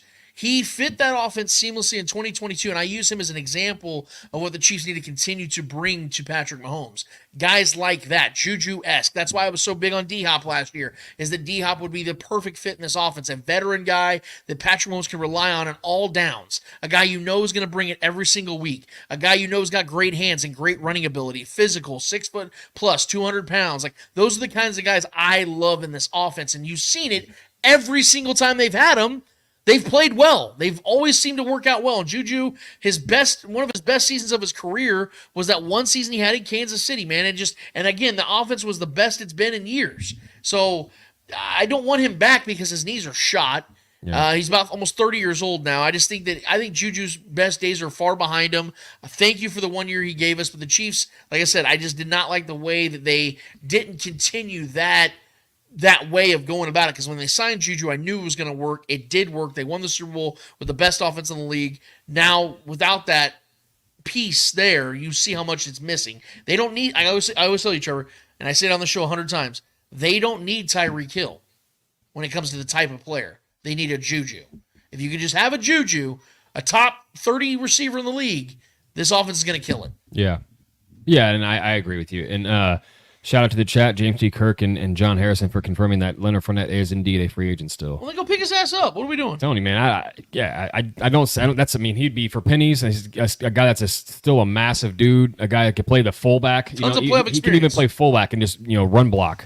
Who knows? I mean, that dude can do a lot still, and he has a lot of experience. Yeah. As a champion in his own right. I sign off on that signing immediately. Absolutely. And I would be remiss if I ever left our guy Shaggy Shane out. So I definitely highlighted his questions as soon as he put them in the chat. I wanted to give him his time. So First one from our guy Shaggy is, if Seattle offers the Chiefs DK Metcalf for Trent McDuffie to you, take it with the overabundance of cornerbacks on the Chiefs roster. Yes, I do it. I do it. For DK? I don't know if I give up Trent. I think Trent's an elite cornerback. I don't think DK's an elite receiver. We've seen DK Metcalf put up big numbers in an offense that's run heavy. Yeah, but we've also seen the Chiefs find production out of receivers that don't need to be big name those guys. Receivers are not there. Sure. You know what I'm saying? To trade away an asset and arguably the best cornerback in football for a middle of the pack receiver production. He's not middle of the pack. DK Metcalf's not middle of the pack. I mean, he's very, very streaky, man. I mean, him and Tyler Lockett's numbers are not far different. Just give me Tyler Lockett. Okay, Tyler Lockett. I wanted Tyler Lockett. Yes, I'm saying they just kept him though. They're not trading him. I mean, we can get Tyler Lockett without having to trade Trent McDuffie. So if I can get similar production from a receiver, but now you're like adding scenarios. I'm talking about this. I'm adding logic. I just saying the DK situation doesn't make sense to trade Trent McDuffie. In my personal opinion, I disagree. I'm not trading an elite, maybe the best corner in football. You're creating scenarios that aren't the question that we're trying to answer. I'm explaining my logic to why I wouldn't take this. Well, you added Tyler Lockett when we're talking about one other guy. DK Metcalf, would I do it? Yes. I'm talking about this particular scenario that Shane is asking us. In your other scenario, sure, that all sounds great. That's not what we're asking. We're asking another question. It's DK Metcalf or Trent McDuffie. This is not a knock on Trent McDuffie. That's not what I said.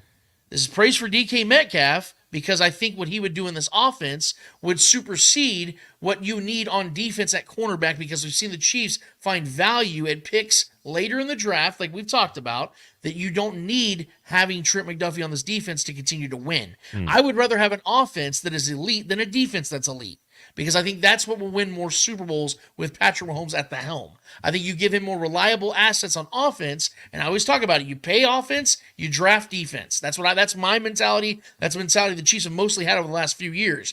That would, to me, correct some of the things that Brett Veach has done wrong at the wide receiver position. Does it come at a cost? Hell yeah. Trent McDuffie's awesome. I love the dude. I think he's going to be an all-pro for years to come. But cornerback is not as valuable as wide receiver, especially on teams like the Chiefs. I think that Brett Veach can draft the shit out of cornerback. You know where he can't draft? Wide receiver. And the only time he's ever done good with wide receiver is when he's brought him in. And I think that DK would be that kind of guy. DK would be by far the most talented receiver the Chiefs have had since Tyreek Hill. It's not even a question. And if you go and get a DK Metcalf in this offense, yes, it's a sacrifice, but you are upping the offense by a substantial margin that even if you end up having the 12th or 13th ranked defense without Trent McDuffie, you can live with that because you're going to have, without question, the best offense in the NFL. I mean, we've had great offenses where we didn't win the Super Bowl, and we've had going against great defenses and we lost because of certain reasons, obviously offensive line woes and things like that. But at the same time, I think Trent McDuffie is more valuable to this team than a DK Metcalf would be, because I think, especially if we're looking at the roster that we have as we are right now with Hollywood Brown, Rashee Rice, Travis Kelce, I don't think there's as much of a need. I think there's more of a need to have Trent McDuffie on this defense than bringing a DK Metcalf into what this offense is right now. I think that makes less sense. I think it makes more sense to keep Trent McDuffie, who is arguably the best cornerback in football, to complement the offense that we have in place right now, while after bringing in a Hollywood Brown who could be a massive playmaker. I think it makes more sense to not make that trade, honestly, in my personal opinion. That's fine. Like, I think everyone's got their own viewpoint of like what the value is for the team continuing to win games. But like I said, we've seen the Chiefs win a Super Bowl with Bashaud Breeland as their best cornerback, correct? Back in 2019. Sure. They had what on offense? An unstoppable juggernaut of prime Tyreek Hill and Travis Kelce.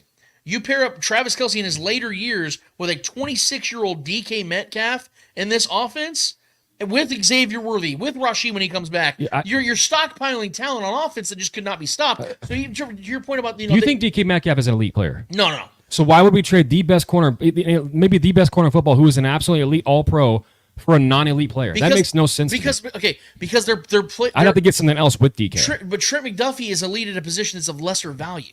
I disagree. You think cornerback's more valuable than wide receiver? No. For this team, you have to talk about the two rosters.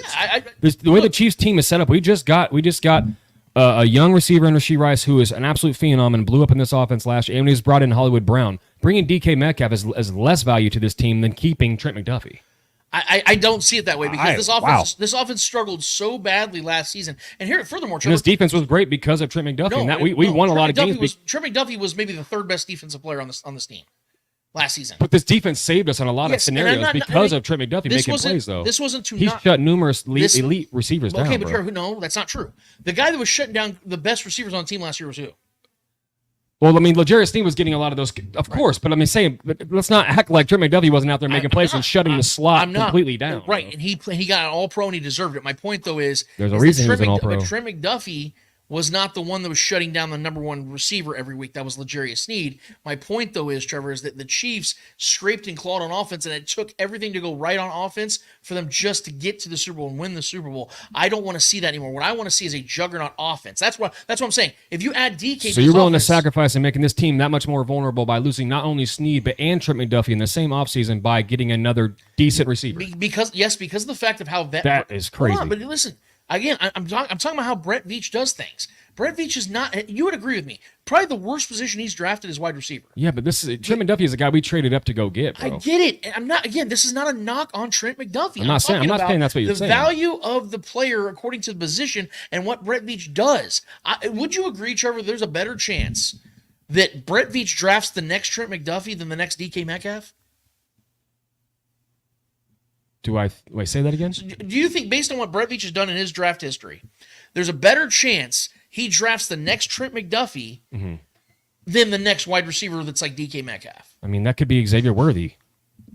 Okay, Trevor, you know what I'm talking about. We don't know. I mean, that's possible. In this offense, that could be. But is that so you're saying you're saying you talk about value. I know the cornerback position is less value, but in this, the way that this Chiefs roster is set up, you think DK Metcalf would be more valued in this team than Trent McDuffie? Yeah. That's crazy. No, because think about it. Who is your most important player? Patrick Mahomes. Sure. Do you want to give him more weapons or fewer? I don't want to take away the safety blanket of an all-time, all-pro cornerback that makes plays consistently and is a massive part of why we won the championship last year. We saw this team win a Super Bowl with Bashaud Breeland as their best corner. Okay, but we've seen the corpse of Juju Smith-Schuster, and we just won a Super Bowl last year with the wide receiver room we had last year. That point can go both ways. Well, which one do you think is more you can replicate? Which one do you think is more you can replicate more? The 2019 Chiefs with average cornerback play, or a team that had the horrific offensive play last year because of horrific wide receiver play? Okay, so which one do you think is more replicable, or you can replicate better? That's a tough question to answer, honestly, bro, because we've won it both ways. We haven't consistently won it both ways. But we know we've won it both ways. We've won the Super Bowls both ways. But at the same time, so your point is we can kind of trust Spags and Veach to develop guys on the defensive side and let them do that. But we've also seen Patrick Mahomes and Andy Reid figure it out with lesser too. So we've had both scenarios. But I know what Trent McDuffie is. Okay, let's say All-Pro, one of the youngest All-Pros in the last decade at that position to be an All-Pro that great, that young. Let me try to paint it like this real quick. And I know that this is a great question, so we could go on this forever, but.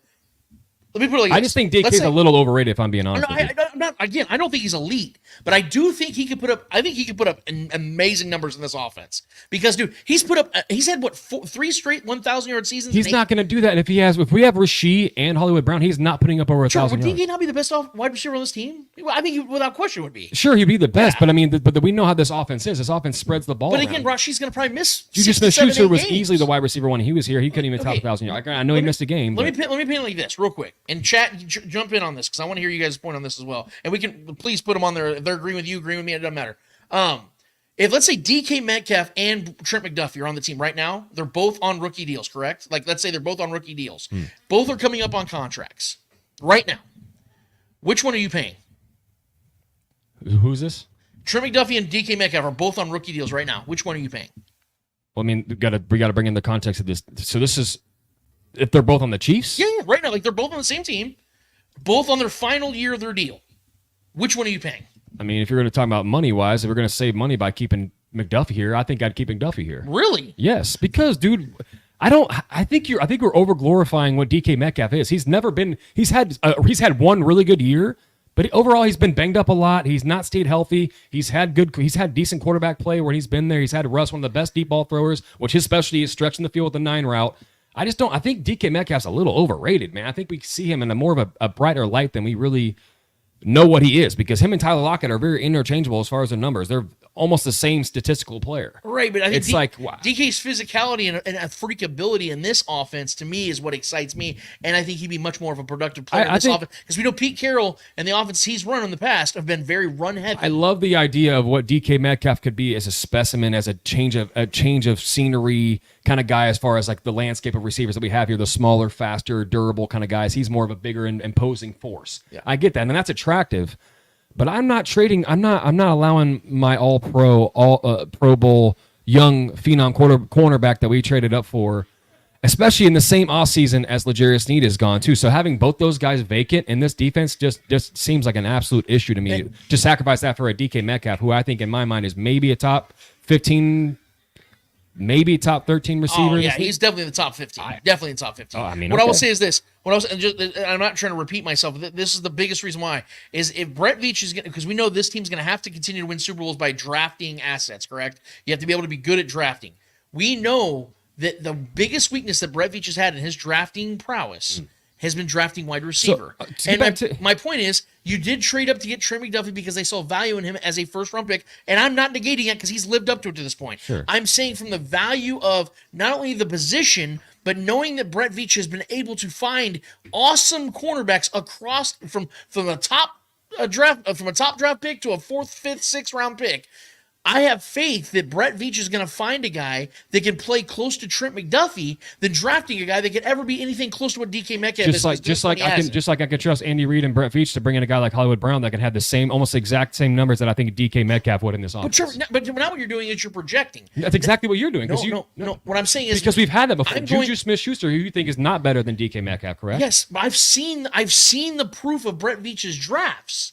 I've seen the free agent acquisitions of so receivers come in and have numbers that I think would be similar to DK Metcalf. I think DK Metcalf, if he came and did the Juju Smith-Schuster role like he was in when we won the Super Bowl, would have similar numbers. Trevor, just because I'm saying the Chiefs can continue to win with just Jujus doesn't mean that I'm saying settle for that. If you can obviously go and get star players, go get them. I'm saying, though, the value of what Brett Veach has been able to bring through his draft classes, he's been far better at getting corners. So what do you think is more valuable and more you're capable of finding?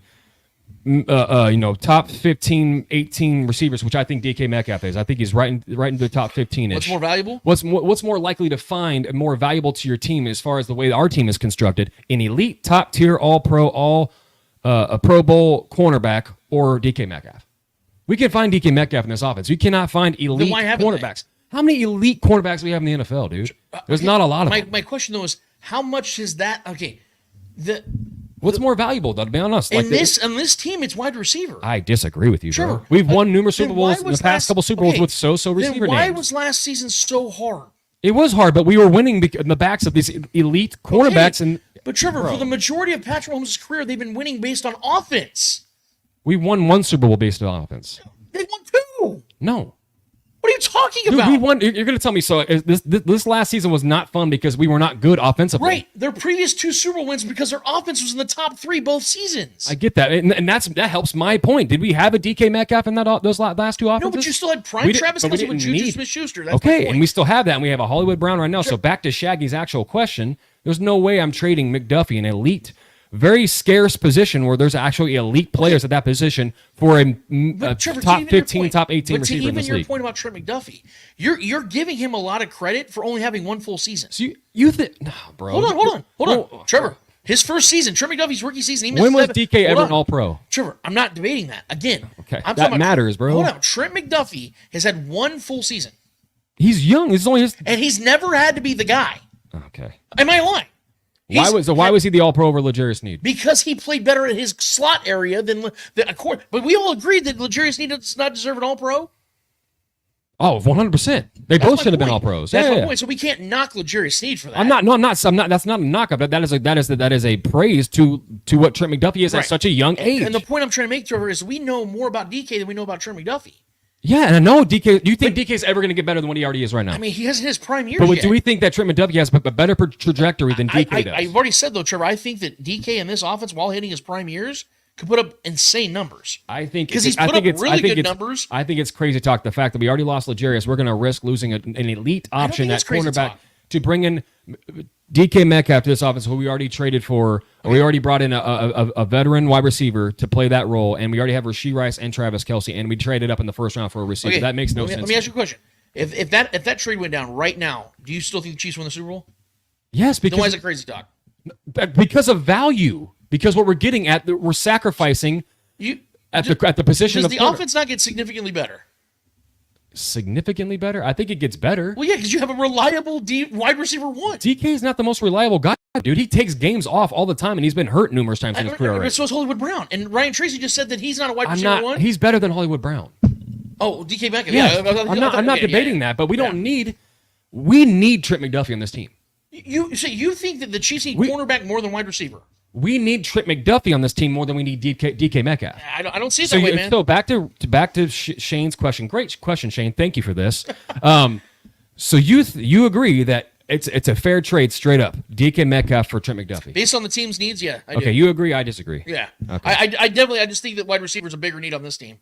Because, like I said, when you pay a quarterback $500 million, I want to give him as many reliable weapons as possible, and I just don't think the Chiefs have done that to this point, and that's why last season was so difficult, and that's why you saw the polar opposites of year to year from 2022 to 2023. I will say, though, to kind of combat and push back on my point, yeah. If we didn't trade up for a receiver in this draft, I'd probably agree with this a little bit more.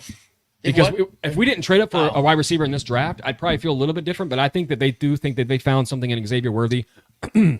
Another speedster guy, which obviously DK has speed and his size and his abilities are crazy. Could have drafted him.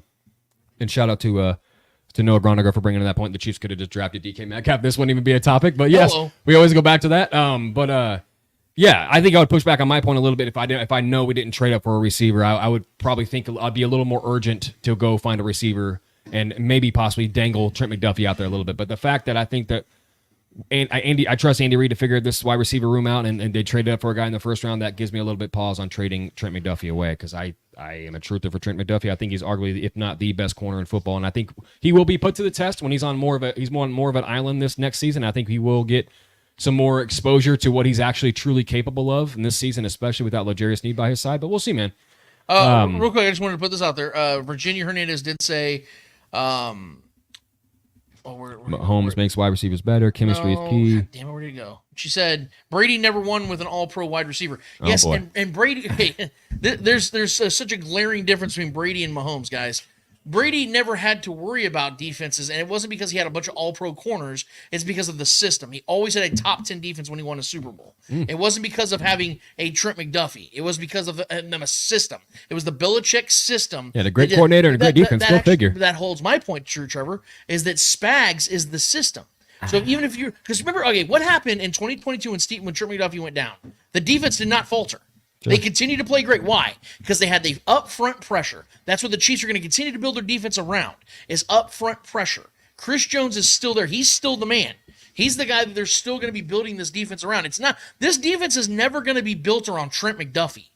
He's an awesome piece, guys, and I love Trent McDuffie. I'm not knocking him. I think he's a great, great pick. I think he's one of Brett Veach's 3 best draft picks, and by the end of it, he might be the best draft pick. My point, though, is that is my point, is that you already have Spags, who is the system. You have Joe Colin, who is already a defensive coordinator in his own regard, in his own respect, who is leading the way of that front pressure area, which is where you actually should be building your defenses around. And then you have an offense that has been in need of wide receiver for 2 years now.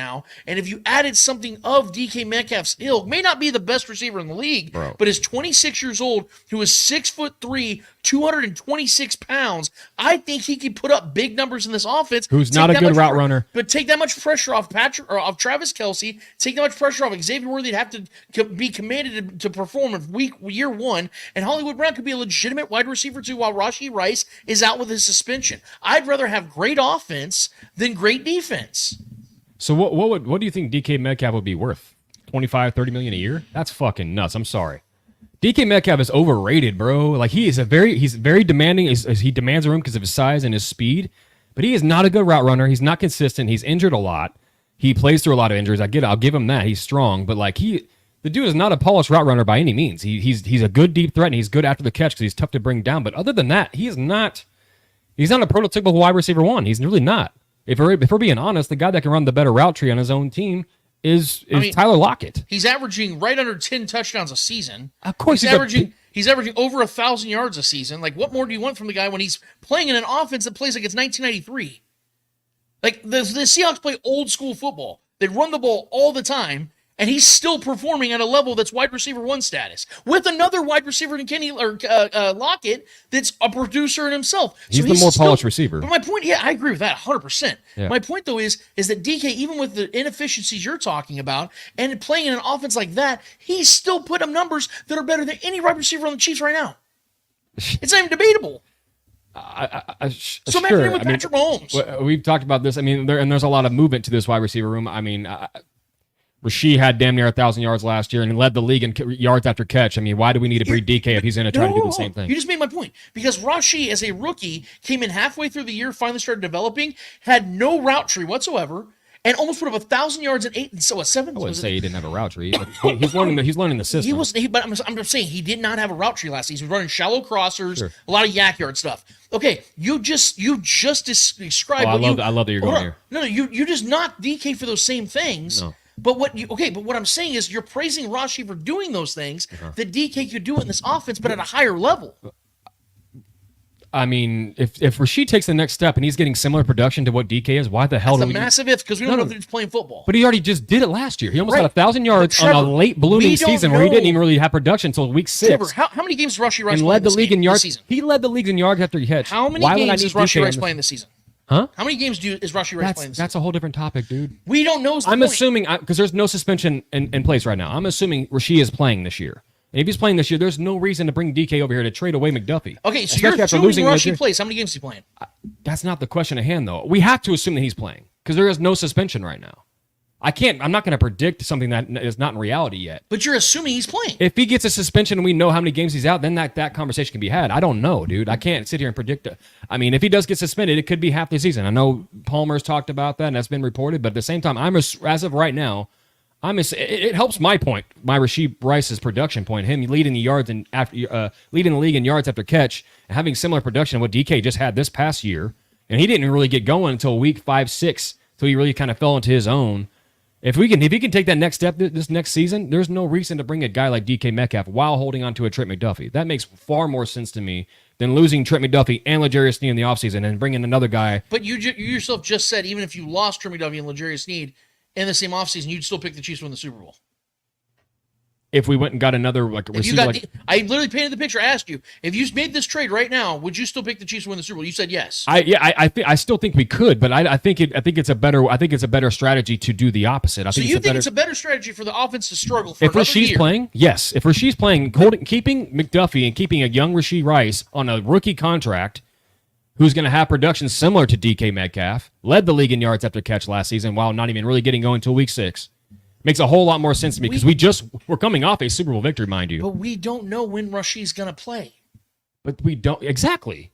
So I mean that I'm moving forward with this conversation as if he is playing. So why would I not? My point is with Rasheed in limbo, you have to start looking at the rest of the guys on the room. The only guy that you can say is even remotely reliable is a guy that has never played in this offense. Yeah, and I'm not okay, but in this imaginary scenario, I'm not willing.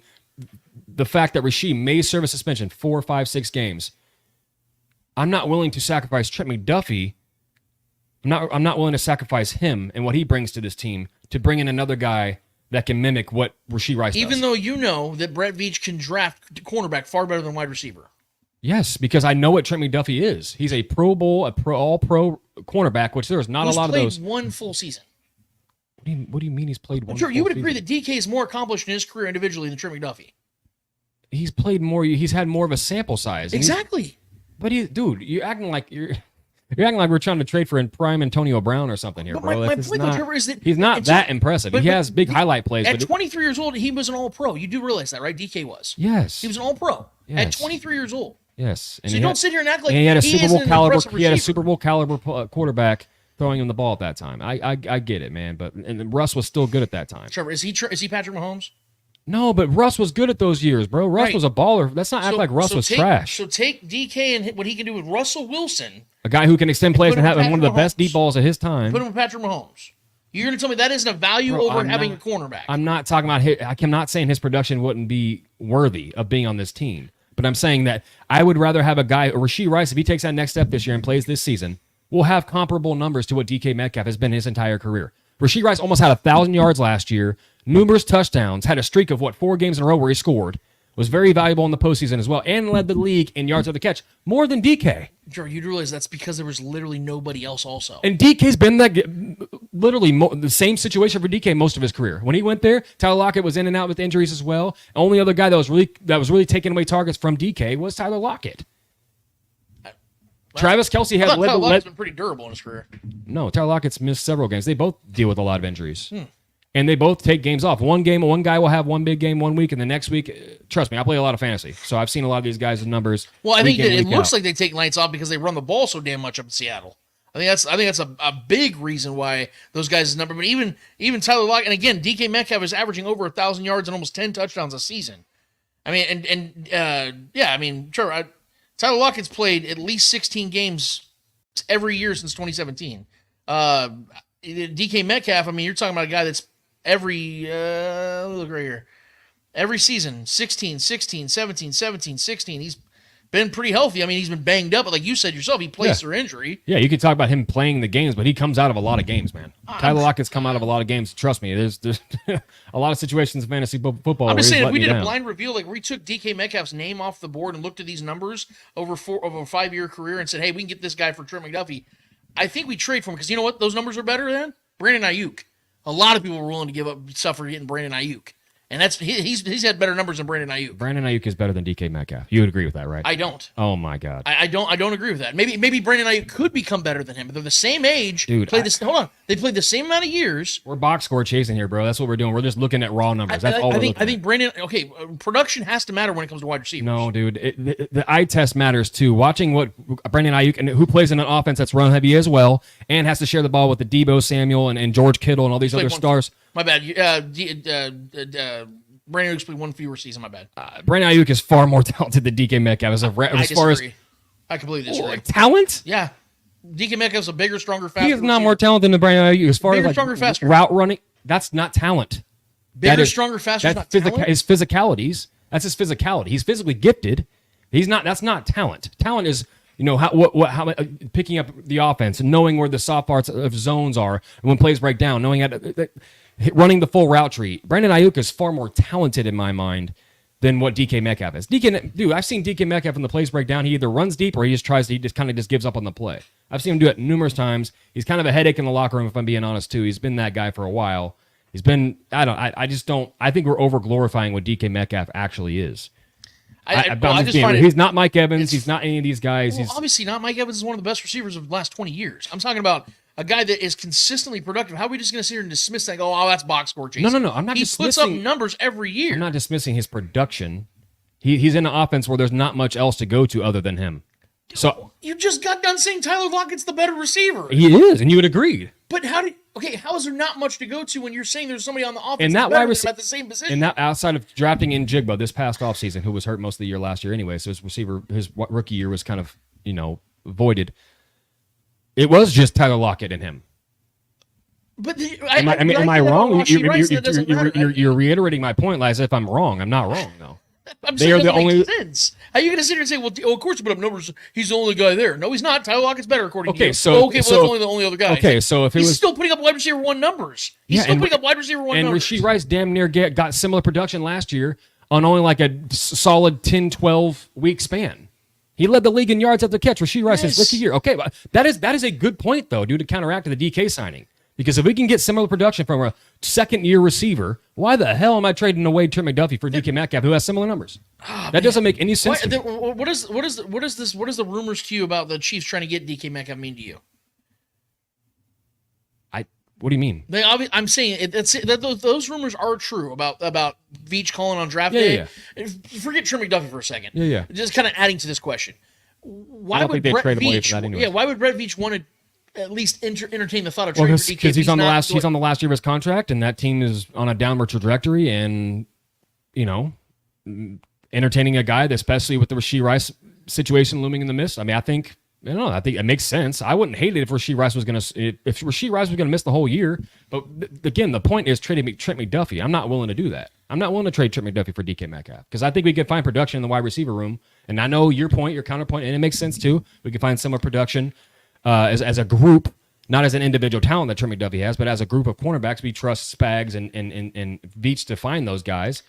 But because to your point, Trevor, the Chiefs have won. I don't think you're going to find Trent McDuffie's just going on threes, bro. But the Chiefs have won more Super Bowls without Trent McDuffie being the great player that he was last season than they have. That's the point I'm trying to make, is that cornerback is a position that Brett Veach has been able to find a revolving door, a rotating door of guys that can produce, whereas wide receiver has not been that. The only notable wide receivers that Brett Veach has ever had are guys he went and picked up. That's my point, is that if that's going to be the trend, you might as well go get DK Metcalf because it's going to pan out more times than not based upon the fact that Brett Veach, for whatever. Now, Xavier Worthy will be the difference maker. Yeah. If Xavier Worthy comes out and fucking becomes a badass, then we're sitting here going, you know what? That's the whole. Rashi Rice too, but that's the whole linchpin of my whole grievance with this point. Because if we didn't trade up in the first round to get a receiver, I would probably entertain this trade a little bit more.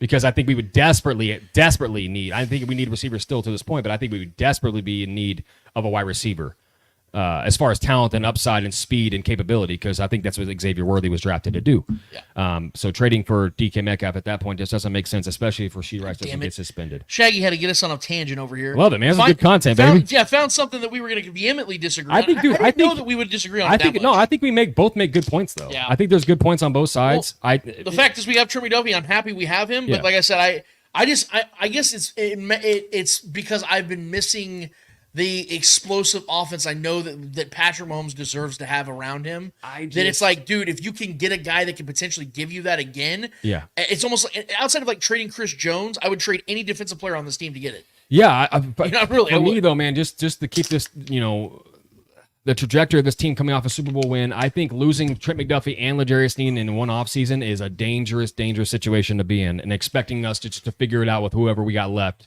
That's tough, and I would rather have McDuffie on this team than losing both those guys in an offseason rather than bringing DK Metcalf to help spark this offense. I expect the offense to figure it out without Rashee Rice for a few weeks or a majority of the season. I'm not ready for another season of that. I'm just not. I just hope Rashee gets out scot-free, bro. That's all I hope. God damn it, I'm not ready for that. I don't want another season of seeing Kadarius Toney out there dropping passes that are hitting him right in the palm Sundays, and then Sky Moore out there running the wrong route, and Patrick Mahomes don't know where the hell he was going. Yeah, I can't do another season of that, man. And I know it sounds like we're spoiled brats over here. That's because we are.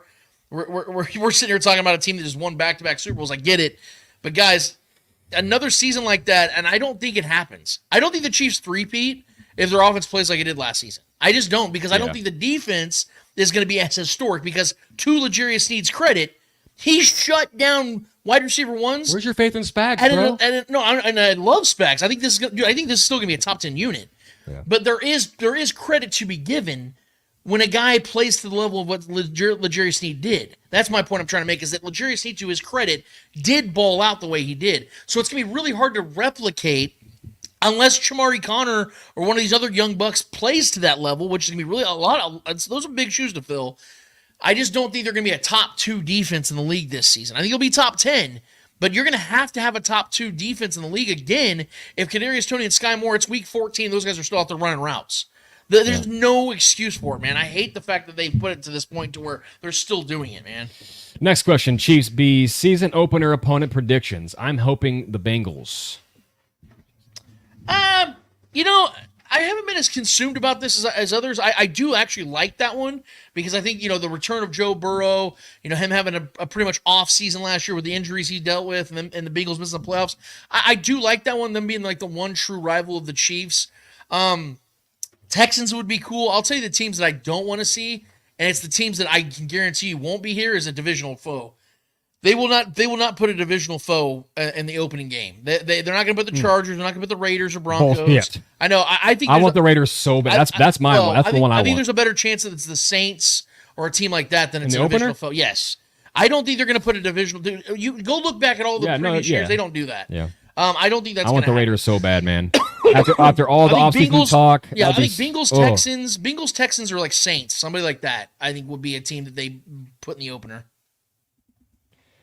Yeah, I mean, for me, man, it's either easily the Raiders. As far as what I want to see, I want the Chiefs to blow out and just absolutely just de-pants the Raiders in front of the world week 1 as we drop a banner. That would be an all-time way to start a season. But Bengals, as far as entertainment reasons and competitiveness, Bengals and Texans, I think, would be top of the list. Yeah. As far as just from a quarterback matchup perspective. Yeah, I mean the possible rivalry, what could become with C.J. Stroud and Patrick Mahomes, that could be a fun one to watch. And we already know. I think the Bengals makes the most sense though, just with the history and how great Joe Burrow already is coming off that injury, and us coming off of another Super Bowl.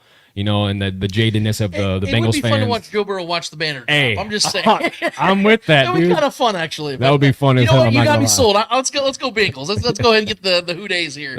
It could happen. It could happen. The ratings would be out the roof, and I think the NFL knows that. Let's get that going. And by the way, Julia Gully had a bounce. She said, "Love the pod today, guys. Got to go Chiefs." Julia, it's always a better chat with you in it. Thank you so much. Even though you unfortunately agree with Trevor on our debate, I'm going to let that one slide. We appreciate you being here. And so have a great weekend. We love you to death. Looking forward to seeing you next week. Got anything else, Trevor, before we get to our final segment? Yeah, let's go. We got James T. Kirk always bringing in, whether some people in the chat like it or not, bringing in different topics. Did LeBron's legacy take another hit with another disastrous playoff performance? I don't know about disastrous playoff performance. He's doing things that have never been done before, but disastrous. I mean, maybe from the team. I mean, the Lakers were the better team that entire series until like last several minutes of games because the Nuggets were just better at closing games out. To be honest with you, but the Lakers were in the lead the far majority of every single game of every single game of that series. So the Lakers were actually the better team consistently in that series. They just happened to lose when it mattered most, and Jamal Murray happened to have two of the biggest clutch shots of his career in that series. Well, and it is what it is. Can I ask James a question?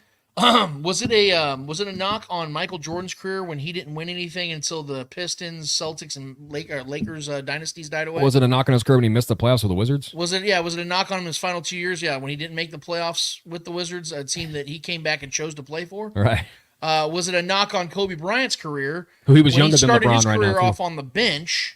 Then won 3 titles on the back of Shaq. I know he was a good player. Calm down. But Shaq was the MVP and the better player at that time. They won 3 titles with Shaq being their best player. Is that a knock on Kobe's legacy? And what about the last 4 seasons of Kobe's career when they didn't do a damn thing in the postseason and missed the playoffs 3 straight years? Is that a knock on Kobe's career? I don't hear people knock those guys for those things. But year 21 LeBron, who's still one of the 5 to 10 best players in the league without question, is out here taking on the defending champions who he just faced in the Western Conference Finals last season. Averaging 27, 7, and 7. I mean, on 54% shooting. I mean, at 39 years old, bro. How is it? And I know what it is. I know what it is because they have plants in the media, and I'm being serious. I don't want to sound like Alex Jones here, but they have plants in the media like Chris Broussard, Stephen A. Smith, and guys like that, Tim Legler, that are. I truly believe it would not shock me at all if we find out.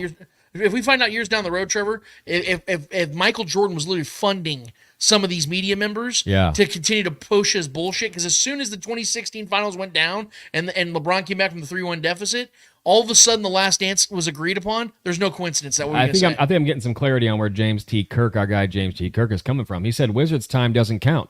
Oh, so this whole point is moot because what LeBron is doing does count. He's older than what MJ was at that time, and his production is far superior to what MJ was at that time. So who's the GOAT? Well, what are we doing? Why does it not count? Why does it count? Why does it count against LeBron? Did he not play in the Why league? are the expectations higher for LeBron? Was MJ not in the league or not? Was he in the league or not? Was MJ not in the league or not? These are the questions. Was Kobe in the league or not? Why is it unfair for Kobe but not LeBron? Kobe's teams are in the last 4 seasons are unfair. That makes no sense, James. All due respect, bro, we love you to death. That does not make any sense. So does Tom It's because the bar is higher for LeBron. That's a compliment to LeBron. Let's cross over to the NFL. Does Tom Brady's 40s count? Does what he did in his 40s, which was better than his 20s, do we negate that and say, well, that doesn't really count? No, because it was great, right? He was still really, really good. Yep. But what if he sucked? What if he was Vinny Testaverde? Then can we say it doesn't count? Why is it a knock on LeBron for being great, but not a knock on Michael for not? That makes no sense. I mean, is it a knock on Tom Brady to come back on his last season and win 8 games? He came back from a second retirement. Whose fault was that? Why did he retire twice? Who chose to retire twice? That was Michael's fault. He came back, wanted to keep playing, and wasn't the great player he once was. Because why? His body got old because he wasn't the player that LeBron is. This is why we keep telling you guys, LeBron's the greatest thing we've ever seen in sports because he can continue to play at this level for 2 straight decades. There's no break in between. He didn't retire and go play foosball. He didn't retire and go play baseball. He continued to play basketball the entire time and has been great that long. No other player can say they've done that. Yeah. Even Kareem Abdul-Jabbar, you saw a significant drop-off. That's why bullshit like what Charles Barkley's saying about, I wish LeBron would just retire now because I hate seeing a player this great, continue to lose like this. Charles Barkley himself in 2000 retired. You know why? Because he was scoring 7 points per game less than his career average. We all knew he was done. Yep. So him trying to compare his situation to the LeBron situation makes no sense because LeBron is still putting up the same exact numbers he was putting up 14 years ago. Like, let's stop with this stupid shit. Yep. I'm not trying to attack anybody here, but these narratives are such blatant lies. Yeah. They're lies. Well, what LeBron has done is and it's to his doing. It's to his greatness that he's created new criticisms he's opened up new uncharted territories for criticism. Because what he's doing at age 39 has never been done before. What he's doing in his career at this time of his age, being the leader of a team still with the expectations of making a run in the postseason, has never been done before. The expectation has never existed for a man his age. That just goes to show you what his greatness really is and the impact he has on this game. And we could talk about Ant. People talk in the chat. We got Omar talking in the chat. Let's stop talking about LeBron. Talking about Ant. Ant is the guy that supports what me and Lance are saying right now. Yeah, he literally let's talk about Ant. Go watch last week's episode after this, and go to my W. Who do I quote, and what is his quote about? Yep. It's Anthony Edwards quoting about how he's glad he's somebody that's appreciated what LeBron is and what he's done, as opposed to being like these other negators and idiots. And to bring Ant right back into this conversation, the equivalent as far as what we're talking about with MJ, and his comparison, his question, it was brought up in a interview with Ant, just a side tangent here, about his comparisons to MJ. What did he say about that? He said, well, I can shoot the three, so I think that kind of separates myself and MJ. Doesn't it suck, Trevor? I'm just saying, the dude even himself thinks he's better than MJ, Doesn't it suck that we can't even sit here and talk about the greatest athlete we've ever seen and not have to sit here and try to, debunk bullshit? We have to sit here, and it's never about, what he's done or what he's achieved. It's always, he's on steroids. He's not a top 10 player of all time. Just dumb shit like that. It's just dumb. It's not... It's non-starter shit, man. I hate that we can't sit here and just talk about the greatness of Michael, LeBron, Kobe, and guys like that, and not have all these hyperbolic, nonsensical, completely uneducated takes that just make no sense. Could you just imagine if LeBron was swept in the first round numerous times? Or just missed the playoff? Now the chat's going LeBron on steroids, and that's true. It's Balco juice. Guys, prove it. No. You have Chael Sonnen saying that shit, now all of a sudden it's truth. This is when we get into the area where you have no argument, and you just have to do ad hominems, and congratulations on your low IQ. Okay, guys. James C. Kirk did follow it up, though. This is a question I'm going to gear towards you because I'm self-admittedly not a baseball guy. I got a final question. What has gotten into the Royals? They are actually winning games. This is the exact result of drafting well, developing well, and having a right manager. You guys, for the last few years, the Royals had an absolute clown at manager. That guy, he never deserved a shot, let alone two, going from the Cardinals to the Royals. He's a total jackass. Now they have a real grown-up in place that is loose with the guys, because baseball is a way different sport than any other sport. You have a long season that goes through spring to fall. And you have to be able to let your guys kind of work their bodies into the season, work their rhythms into the season. You can't sit here and put all these pressures on these young kids that the Royals have out there and expect them to win every single game. That's just not how it's going to go. No. It goes like this. You win 50, you're going to win 50 games every single season, guaranteed. You're going to win 50, you're guaranteed to lose 50. Every team ever has lost 50 games in the regular season. What do you do with the other 52? Or 60-ish. What do you do with those? That's going to be the deciding factor. What the Royals are doing now is they're winning series on the road and at home. Salvador Perez is hitting the ball, unlike the majority of his career. He's really 34 years old. He's still hitting the ball so well. And why? Because his legs are fresh. He's playing less catcher, and he's hitting the ball with more strength because his legs are fresh. He's playing first base. He plays DH. Things of that nature are why this offense continues to go. And guys, we have to admit the fact that, like I said, the Royals have finally started hitting on some of their draft picks. They're starting to finally hit some of these guys, and that's coming to fruition. That's why they have the guys that they have out there that are playing so well. So I'm not surprised by it. Do I think it maybe was a little bit earlier than I was anticipating? Yes. But it doesn't shock me that it's finally coming together because, like I said, they're for the first time in about 4 or 5 years, they're making good decisions from their infrastructure up top all the way to the bottom, man. And that's how baseball. I don't want to say it's easy to win in baseball, but it just takes a few things here and there from the culture perspective to change some things, and then bam, you're right back in the dance. And I think the Royals are a playoff team. I think they're going to make the playoffs right now. If I'm not mistaken, this sounds funny because I'm going to say it nice afterwards. 69% chance to make the playoffs. Hey. Nice. So I think they're going to make the playoffs. And I think they're a good team. And it's like I said, the math adds up, man. I like it. Last question from our guy Michael Maldonado. Do you think the Chiefs start the season with this current wide receiver room without signing anyone to, or start the year with maybe undrafted rookies? Well, the problem with this, Mike, and great question, is the fact that there's just nobody out there for them to really sign that's going to be a needle mover. So I think there's a really good chance the guys that are on this roster now are the guys that are going to be out there, and it just really sucks because, like I said, this is a fear of mine last year, and it's a fear of mine all over again. And I don't know how the Chiefs are going to avoid some stuff because Rashee Rice is going to get suspended. It's a matter of how long. So with him gone, they're relying on 2 really small receivers, Justin Watson, who's going to give you 240 yards a season, and then Kadarius Toney and Sky Moore. My hope is that Nico Remigio gets a legitimate shot, and then he can become somebody in this offense. If that happens, and Xavier Worthy kind of works his way into the offense and becomes something, then there's some hope.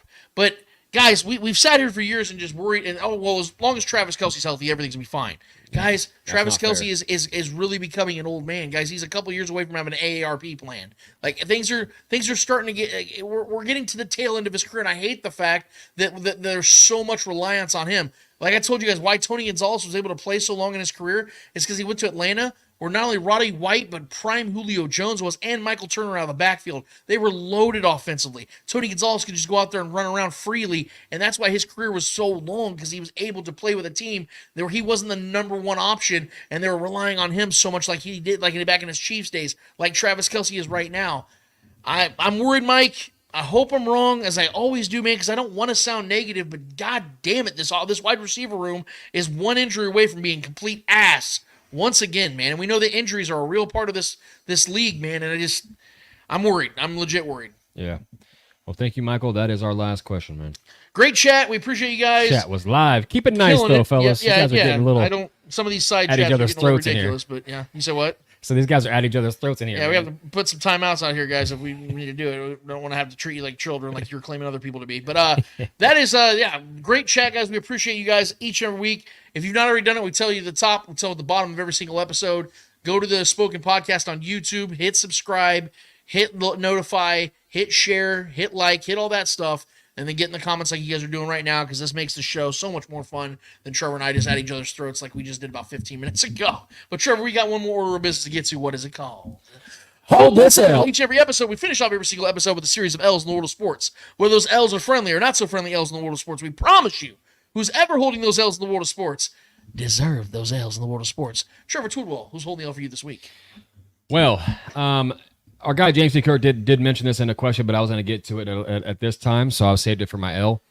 For some of you that are locked in and actually pay attention to the NBA, Nikola Jokic did just win his 3rd MVP in the NBA, 3rd out of the last 4. Which is an incredible feat, especially for the modern day center position, which has become in a lot of ways, especially because guys like him, a positionless, he's like that point guard / center position, which is revolutionized the game. Yep. And it's made the game better in my mind, because it makes the game that much more hard to defend. And Jokic deserves it, right? I think Shai Gilgeous-Alexander deserved it. I think Luka Doncic for damn sure deserved it for what he's done this season. I mean, no one matches Luka's numbers this year. His numbers were fucking outrageous.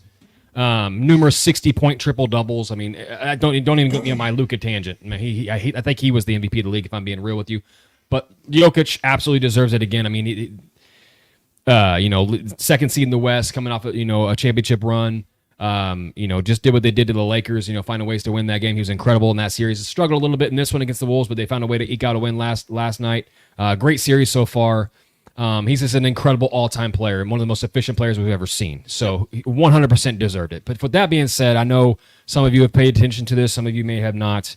Shaq did disagree, and I'll give Shaq all the credit. He told Jokic to his face that he thought Shai should have won it, or Shai should have won it. You know, listen, I think everyone has their opinion, and everyone has the right to. But I think Shaq, you know, saying that, I give him credit for, you know, he told him to his face, and they have a relationship. You know, those guys know each other. They talk damn near weekly. But someone took Shannon Sharpe, I will say. I don't know if you guys have been seeing the feud. I know we've had our Kendrick Lamar and our Drake feud going on for a while. That's had everyone's attention for the most part. There's a new feud, though, that's taken over the waves, and it's Shannon Sharpe against Shaq. And Shannon Sharpe went on his well, I'll just say this. Shannon Sharpe went on his podcast. Everyone talks about his Nightcap podcast and the Club 𝚂𝙀𝙀 and all that. But on the Nightcap show with the Ocho Cinco, and I think he had Gilbert Arenas on this episode. And he was talking about when Shaq told Jokic that he thought that Shai should have got the MVP over him. He said this: Shaq should have 5 MVPs. Sharpe said on the Nightcap podcast via Sports Illustrated. He sees a guy like Nikola Jokic that's not as dominant as him get 3 MVP awards in 4 years. I think that part of Shaq is envious. I think part of Shaq is envious of that. Sharpe went on to say that if O'Neal had his work ethic, he would have scored 40,000 plus points. O'Neal then took to Instagram to answer back, posting a screenshot of a Google search that said Sharpe was the 51st best NFL player in NFL history.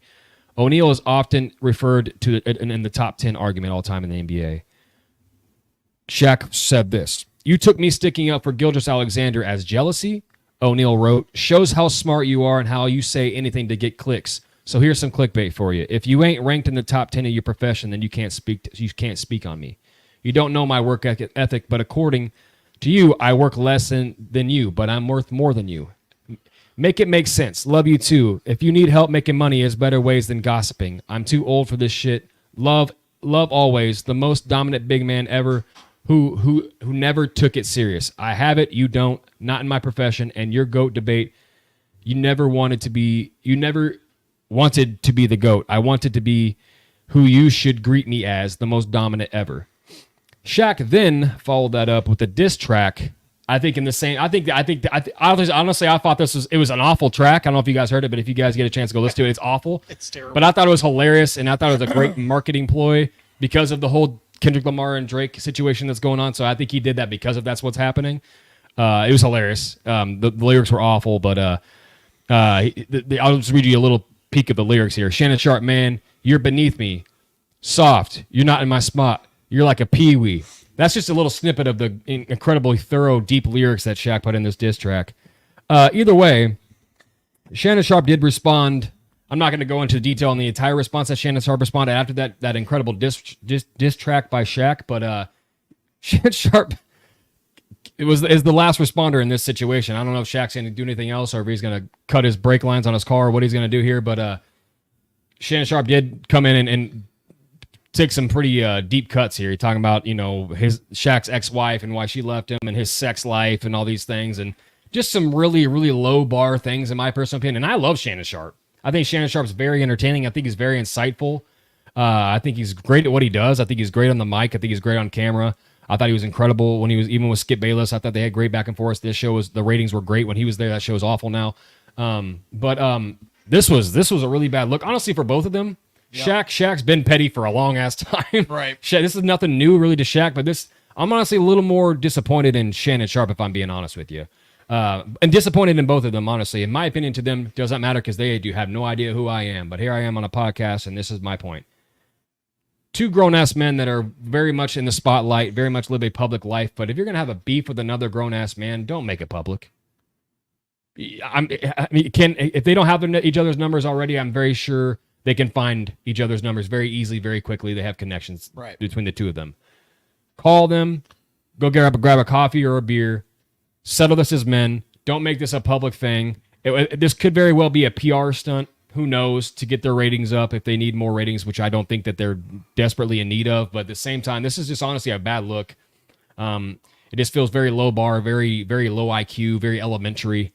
This is not what grown, mature men do, if I'm being honest with you. Especially 2 guys, 2 Hall of Fame players in their profession. And I know Shaq was trying to downplay who Shannon Sharp is. Yeah. Shannon Sharp's one of the best tight ends of all time, and he's a first ballot Hall of Famer. So let's take it easy here.